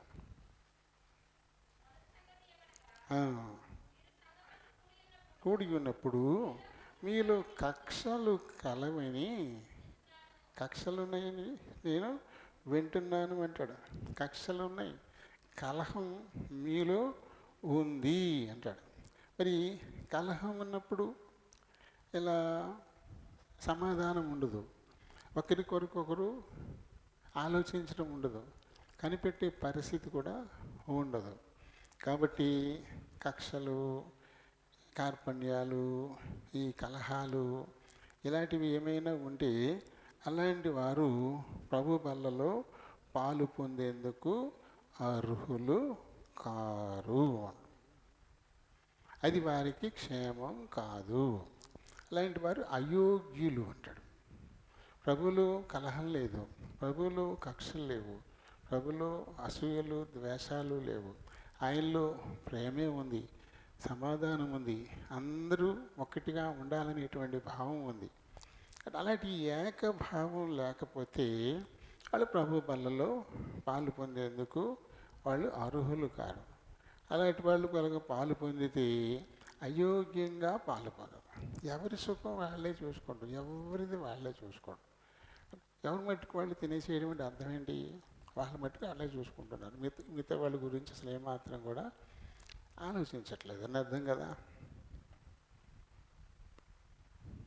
ఇక్కడ భోజనం అనే కాదు, మిగతాయి కూడా ఇంకా చాలా విషయాలు మనం చూసుకోవాలి. దేవుడు బయటికి మనల్ని తీసుకెళ్తున్నాడు. ఆయన స్తుతిని ప్రచురం చేయడానికి, ఆయన వాక్కు వినిపింపచేయడానికి బయటకు మనల్ని తీసుకెళ్తున్నప్పుడు ఇక్కడ ఉన్న వాళ్ళందరూ అక్కడ ఉండాలా. మా ఇంటికి అయితే అందరూ వచ్చేసేయాలి, మీ మట్టుకు ఎవరింటికి వెళ్ళాం. మా కాళ్ళు ఆగుతున్నాయి, నీళ్ళు ఆగుతున్నాయి. ఎలా అది? నువ్వు ఒక్కసారి పునర్జన్మ సంబంధమైనటువంటి స్నానం తీసుకున్నప్పుడు శరీర సంబంధంగా ఆలోచించే విషయాల్లో నువ్వు చచ్చిపోయావు. నువ్వు ఆత్మ సంబంధివి. ఆ విషయం నీకు సోయి లేకపోతే ఇంకా నువ్వు సాతాను వశంలోనే ఉన్నావు, ఈ శరీర వశంలోనే ఉన్నావు. దేవుని నిత్యరాజ్య వారసత్వానికి యోగ్యత లేనిది ఈ శరీరం. ఈ శరీరానికి రక్షణ లేదు, ఈ శరీరానికి దేవుని రాజ్యం లేదు. ఇది మట్టిలో కలిసిపోద్ది. ఇంకా శరీర సంబంధంగానే ఆలోచన చేస్తున్నావు. నువ్వు ఆత్మీయంగా ఆలోచిస్తే ప్రభు బల్లలో నేను పాలు పొందుతున్నాను, నేను పునర్జన్మ సంబంధమైన స్నానం అంటే బాప్తిస్మం తీసుకునేటప్పుడు సంఘ క్రమాలన్నింటిలో నేను పాలు పొందుతాను, ఇక మీదట నేను క్రీస్తు కొరకు బతుకుతాను అని జీవానికి సాదృశ్యమైన నీటిలో నిలబడి నువ్వు ప్రమాణం చేశావు. ఆ ప్రమాణాన్ని మీరి ఎలా నడుచుకుంటావు? అలా నడుచుకుంటూ కూడా దేవుని రాజ్యం నాకు సిద్ధంగా ఉందని ఎలా చెప్తావు? నీ మట్టుకు నువ్వు ఆలోచించుకుంటున్నావు అంతే.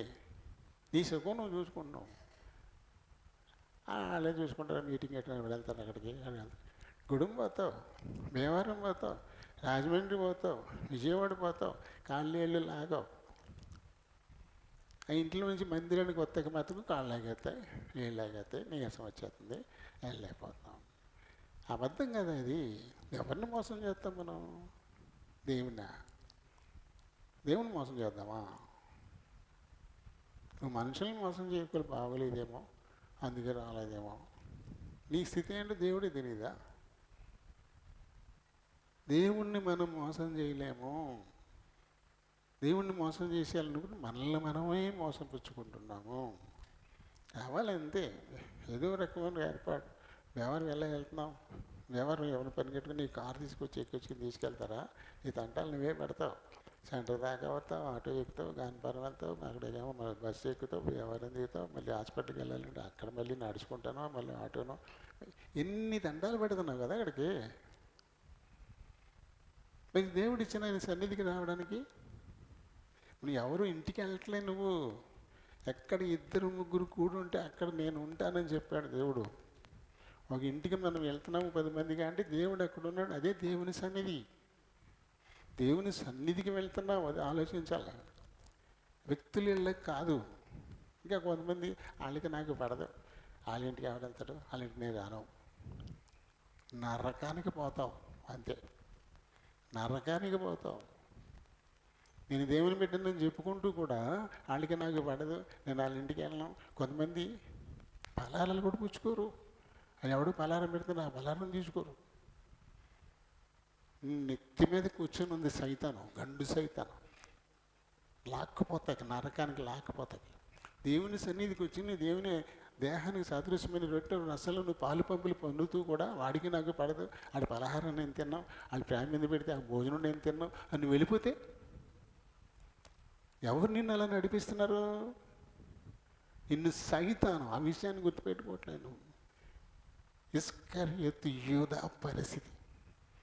యూదా ఇస్కరియోతు చూడు ప్రభుత్వంతో ఏమన్నాడు? 3.5 సంవత్సరాలు ఎక్కడ పోయాడు? అదే స్థితి. మన స్థితి ఏంటో దేవుడికి తెలుసు. దేవుని సన్నిధి ఉంటుంది. మరి పనులన్నీ ఒక అరగంట ముందుగా ముగించేసుకొని సిద్ధపడిపోవాలి అంతే.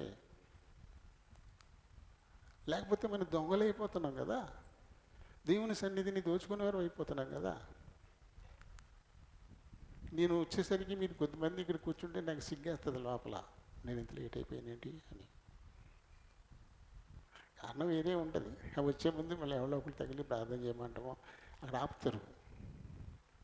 అయినా సరే నువ్వు వచ్చేసరికి కొంతమంది కనపడేటప్పటికీ నేను లేట్ అయిపోయానే నాకు సిగ్గు కలుగుతుంది లోపల. కొంచెం ఎక్కువ లేట్ అయితే వెంటనే సారీ కూడా చెప్పేస్తాను. ఆయన సారీ ఫర్ ద లేట్ అని కూడా చెప్పేస్తాను. అంటే క్షమించమని అడుగుతున్నాను. ఎందుకు చెప్పాలనేంటి? నేను కొంతమంది ఉంటారు, ఎంత లేటుగా వస్తే అంత గొప్పవాళ్ళు అనమాట. ఆ వచ్చేదాకా కనిపెట్టుకుని కూర్చోవాలి. కొంతమంది డాక్టర్లు కూడా లేవు చేస్తారు. పని పాట లేకపోయినా 11 దాకా దగ్గర పైనుంచి కిందకి. అంటే ఎంత లేటుగా డాక్టర్ వస్తే అంత గొప్పవాడు అనమాట. కానీ కూర్చున్న వాళ్ళు ఎన్ని శాపనార్థాలు పెడుతున్నారో అడిగి అర్థం కావట్లే. ఈ కూర్చున్న వాళ్ళు ఎన్ని శాపనార్థాలు పెడుతున్నారో అడిగి అర్థం కావట్లే. ఈ బాధపడే వాళ్ళు పెట్టే శాపాలన్నీ అడిగే కదా, అవి కనబడట్లే. అయ్యో పాపం ఇంతసేపు కూర్చోబెట్టాను అనేటువంటి ఫీలింగ్ ఉండదు. పెద్ద చాలా ఫోజుగా దిగుతారు పైనుంచి కిందకే. మనకు ఉండాలి. 500 చదివించుకుని ఆడి కోసం అలా కొద్దిగా ఎక్కలే కూర్చోవాలి. మనం ఆడు చెప్పింది అలా చేయాలి. అంతగా వచ్చి ఏం చేస్తాడు? చీటీ తీసుకుని టిక్కు పెట్టి టెస్ట్ చేయించుకురా అంటాడు అంతే. దానికోసం మనం ఎన్ని గంటలు కూర్చోవాలి అక్కడ? ఆ మాట కోసం. కానీ వెళ్తాం అక్కడికి, అక్కడ మరి ఎడతాం. దేవుని సన్నిధికి వస్తాక మటుకు వీలు లేదు, మనకి కుదురుతలేదు, దూరం అయిపోయింది, కాళ్ళు లాగేస్తున్నాయి, ఏళ్ళు లాగేస్తున్నాయి. ఎలా అది? ప్రభు దేహానికి సదృశ్యమైన రొట్టెలో నువ్వు పాలు పొందుతూ అలా ఎలా మాట్లాడతావు? అప్పుడు నువ్వు అయోగ్యంగా పాలు పొందుతాను బట్టే కదా. అయోగ్యంగా పాలు పొందితే ఏమవుతుంది? మీలో అనేకులు రోగులు, అనేకులు బలహీనులు అయిపోతున్నారు, చాలామంది చనిపోతున్నారని కూడా అని చెప్తున్నాడు అక్కడ. అంటే మనకి ఇది అయోగ్యతలా అనిపించట్లా, చాలా చిన్న విషయం, ఇది చాలా చిన్న విషయం అనుకుంటున్నాం కదా. అగ్గిపుల్ల గీసింది చిన్నది అనిపిస్తుంది, కొమ్మలు తగలేటది, చాలా చిన్నదే. చాలా గొంపలు, కొద్దిపాటి అవిధేయత నీ ఆత్మీయ జీవితాన్ని తగలేసేద్ది అంతే. చిన్నది అనుకుంటున్నాం. ఏ మాత్రం కూడా ఎడమీయకూడదంటే మనం దేనికి ఎడమీయకూడదు. అసలు ప్రతి విషయంలోనూ ఆలోచించాలి. ఎక్కడ సైతానికి దొరికిపోతానో నేను, ఎక్కడ ఆత్మ విషయమై తీవ్రత లేకుండా మాంద్యుడిని అయిపోతాను, మాంద్యురాలని అయిపోతాను అని భయంతో ఉండాలి. రాజుగారు సామ్రాట్ దావీదు దినానికి 7 సార్లు ప్రార్థన చేసేవాడంట ఆయన. దానియేలు 3 సార్లు చేశాడు, కానీ దావీదు దినానికి 7 సార్లు ప్రార్థన చేశాడంట. ఎక్కడ కుదురుద్ది రాజుగారికి అసలు? ఒక సామ్రాట్కి, ఒక పెద్ద సామ్రాజ్యాన్ని ఏలుతున్న రాజుగారికి 7 మార్లు దేవుని ప్రార్థన చేయడం కుదురుద్దా? కుదురుతుందా? మనకి సన్నిధి కొత్తకి పనులు ఎక్కువైపోతాయి. కుదరలేదు, సింపుల్గా చెప్పేస్తాను, కుదరలేదు. చదువుతాం బైబిల్ మనం అసలు, ఎందుకంటే బైబిల్ చదువుతారు అసలు. చదువు రానోళ్ళు కూడా బైబిల్ చదవడం మొదలు పెడితే దేవుడే నేర్పేస్తాడు. ఆయనకి ఏమి రాదు చదువు, శుభ్రంగా ఎలా పాడుతున్నాడు పాటలు, ఆయనే రా చదువు, ఎంత చక్కగా పాడుతున్నాడు, నేర్పుతాడు దేవుడు. మా నాన్న ఒకటో తరగతిలోకి వెళ్ళినట్టు గుర్తంట, ఒకటి కూడా గుర్తవలేదండి. ఒకటికి పంపించారు ఇంత అయింది మా నాన్నని. ఆయన బైబిల్ మొత్తం అంతా బైబిల్ తీయకుండా మొత్తం గంటలు నుంచి మాట్లాడతాడు. ఎలా బైబిల్ ఇది చదివేసుకున్నాడు శుభ్రంగా. ఏదైనా న్యూస్ పేపర్ ఇస్తే అది ఎత్తుకుని చదివితే వచ్చేది కదా ఆయనకి. న్యూస్ పేపర్ చదివితే చాలా కష్టపడిపోయేవాడు.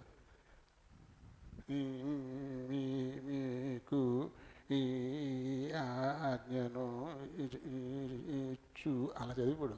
న్యూస్ పేపర్ పెడితే అసలు వచ్చేది కాదు. బైబిల్ మరి మొత్తం చదివాడు. ఎలా? దేవుడు నేర్పుతాడు, మన ఆసక్తిని బట్టి దేవుడే నేర్పిస్తాడు. చేపలు పట్టుకునేటువంటి పేతురు ఎలా మాట్లాడాడు? పరిచయులు, శాస్త్రులు ఆశ్చర్యపోయారు, నోరు వెళ్ళబెట్టారు. ఇంత గొప్ప పాండిత్యం వీళ్ళకి ఎలా వచ్చింది? వీళ్ళు చేపలు పట్టుకునే పల్లెళ్ళు కదా వీళ్ళు, ఎలా వచ్చింది అని నోరు వెళ్ళబెట్టారు అందరూ కూడా. ఎవరిచ్చారు అది? దేవుడు. ఆశ అంతే. దేవుడు అలా వృద్ధి పొందిస్తాడు, మన జ్ఞానాన్ని వృద్ధి పొందిస్తాడు. మీకు 5 పాయింట్లు మెసేజ్ చెప్పాను కదా, ఒక్కో పాయింట్ 5 పాయింట్లు ఒక మెసేజ్. ఇది వరకు 5 మీద ఒక గంటలోనే మెసేజ్ అయ్యింది ఇది వరకు. ఇప్పుడు 5 ఒక్కదానికే 1.5 గంట తీసుకున్నాను. ఒక్కొక్కటి ఒక్కో 1.5 గంట అవుతుంది. ఇప్పుడు ఇదే అంతకుముందు 1 గంటలో 5 అయిపోయినాయి, చాలేదు కూడా. కానీ ఇప్పుడు 1.5 గంట అవుతుంది. ఎలా? అది దేవుడు వృద్ధి పొందిస్తాడు, అన్నిటిలోనూ కూడా వృద్ధి పొందిస్తాడు. ఆ ఆసక్తి మనకు ఉండాలి, ఆసక్తి ఉండాలి. అప్పుడే అన్నీ చాలా సులువుగా జరిగిపోతాయి, అన్నీ సులువుగా అయిపోతుంటాయి. కాబట్టి ప్రభు బలలో పాలు పొందుతున్న మనం అవిధేయులుగా పాలు పొంది శిక్షార్హులు కాకూడదు. దేవుని ఉద్దేశం అది కాదు. మనకు చెప్తున్నాడు అంతే తప్ప మనం శిక్షింపబడాలని కాదు. ఆజ్ఞను పాలించి మేలు పొందాలన్నదే దేవుని కోరిక. కాబట్టి మళ్ళీ ఇంకా అలసత్వం ఉండి, కక్షలుండి, అసూయలుండి, ద్వేషాలుండి, ఇంకా సమాధానం లేకుండా ఉంటూ, నేను బాప్తీసం పొందేశాను కదా కాబట్టి నేను పొందేయచ్చు బలలో పాలు అని అనుకోవద్దు. ముందు వీటిని సర్దుకోవాలి, కక్షలుంటి లేకుండా చేసుకోవాలి, అసూయలు, ద్వేషాలు, కలహాలు లేకుండా చేసుకోవాలి. ప్రభు సమాధానం మనల్ని ఏలుతూ ఉండాలి. అప్పుడు మట్టుకే ఇందులో పాలు పొందే అర్హత మనకు లభిస్తుంది. అందుకని అది చేసుకోవడం మానేసి నేను బాప్తీసం పొందాను కాబట్టి నేను అర్హుణ్ణి, నేను అర్హురాలని అనుకుంటే అది చాలా ఇబ్బందికరం. ఎందుకంటే మీలో అనేక రోగులైపోతున్నారు, చాలామంది బలహీనలు అవుతున్నారు, చాలామంది చనిపోతున్నారు అని కూడా ఆయన చాలా స్పష్టంగా చెప్తా ఉన్నారు. కాబట్టి మరి ఏంటి మన ఆలోచన విధానం ఏంటి కదా? చూడండి, ఇందాక మనం చెప్పుకున్నాం కొన్ని మాటలు. ఏం చెప్పుకున్నాం?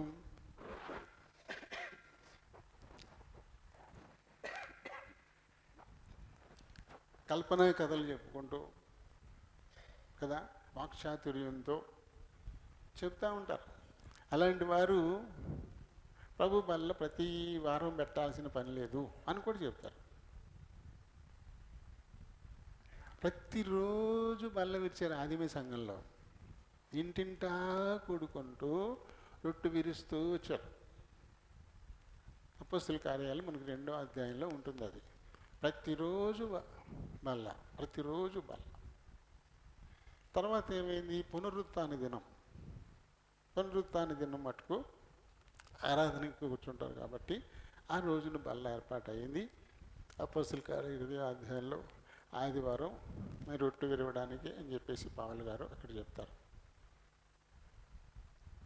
మిగతాది మనుషులు కల్పించి ఏంటి, అసలు పాస్టర్ గారు ఎప్పుడైతే అప్పుడే బల్ల, ఇంకెవరు ఇవ్వకూడదు.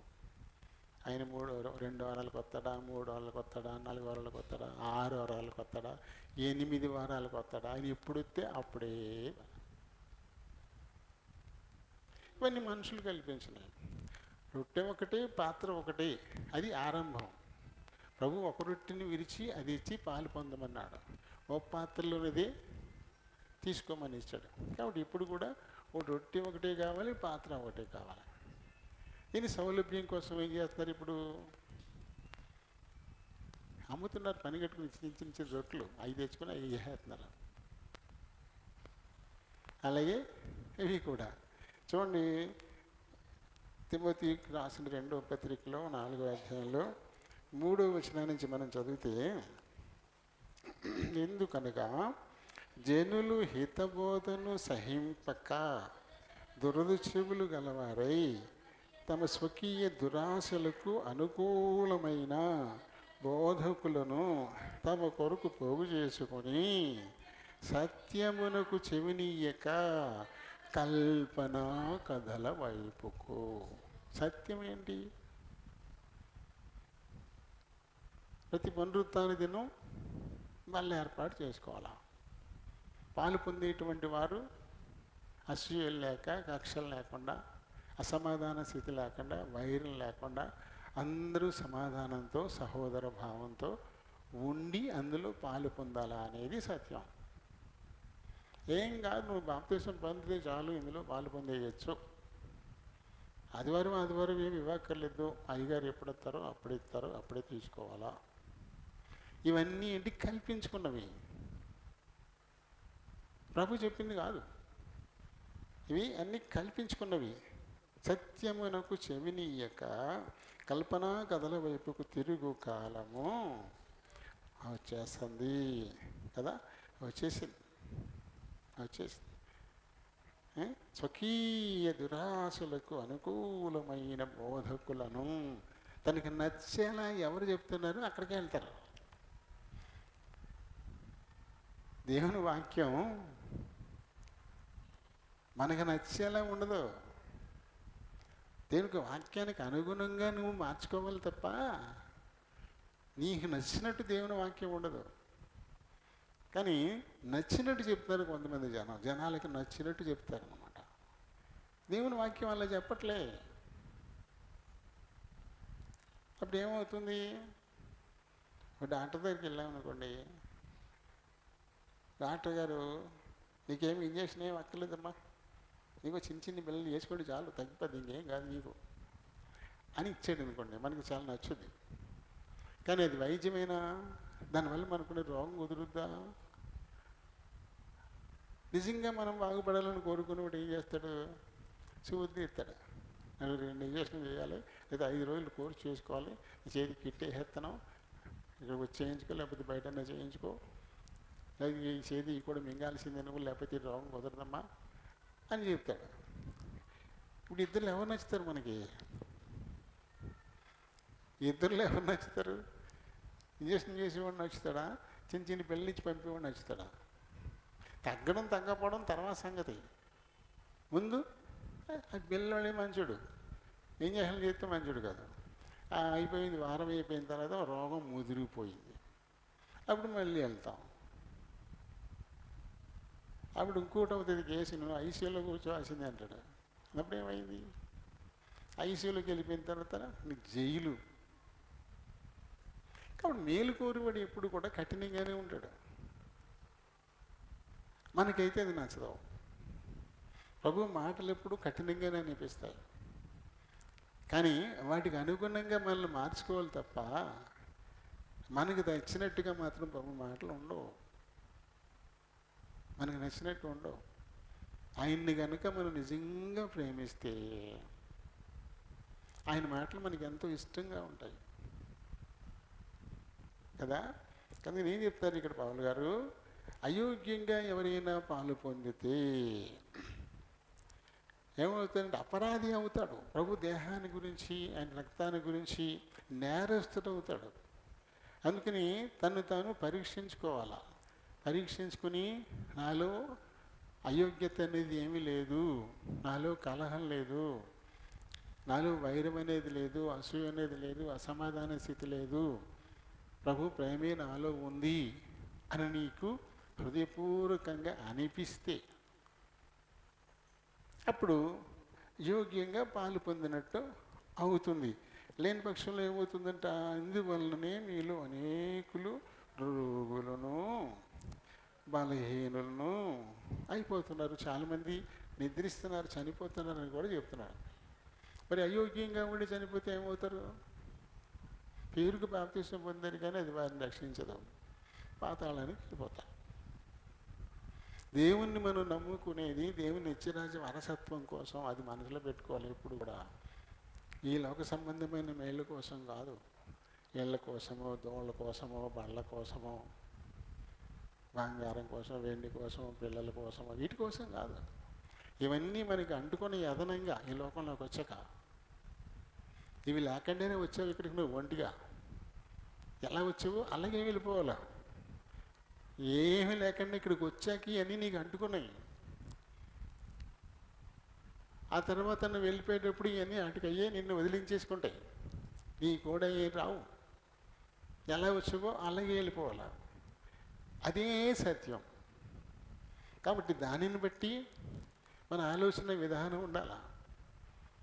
అంతేగాని ఈ లోకంలోకి వచ్చిన తర్వాత మనకి ఏమంటుకున్నాయో అవి శాశ్వతం అని చెప్పేసి వాటి చుట్టూ తిరుగుతూ అసలు విషయాన్ని పక్కన పెడితే దేవుని ఇచ్చే రాజ్యానికి దూరం అయిపోతాం. దేవుని మాటల్ని దీవించుకున్నాక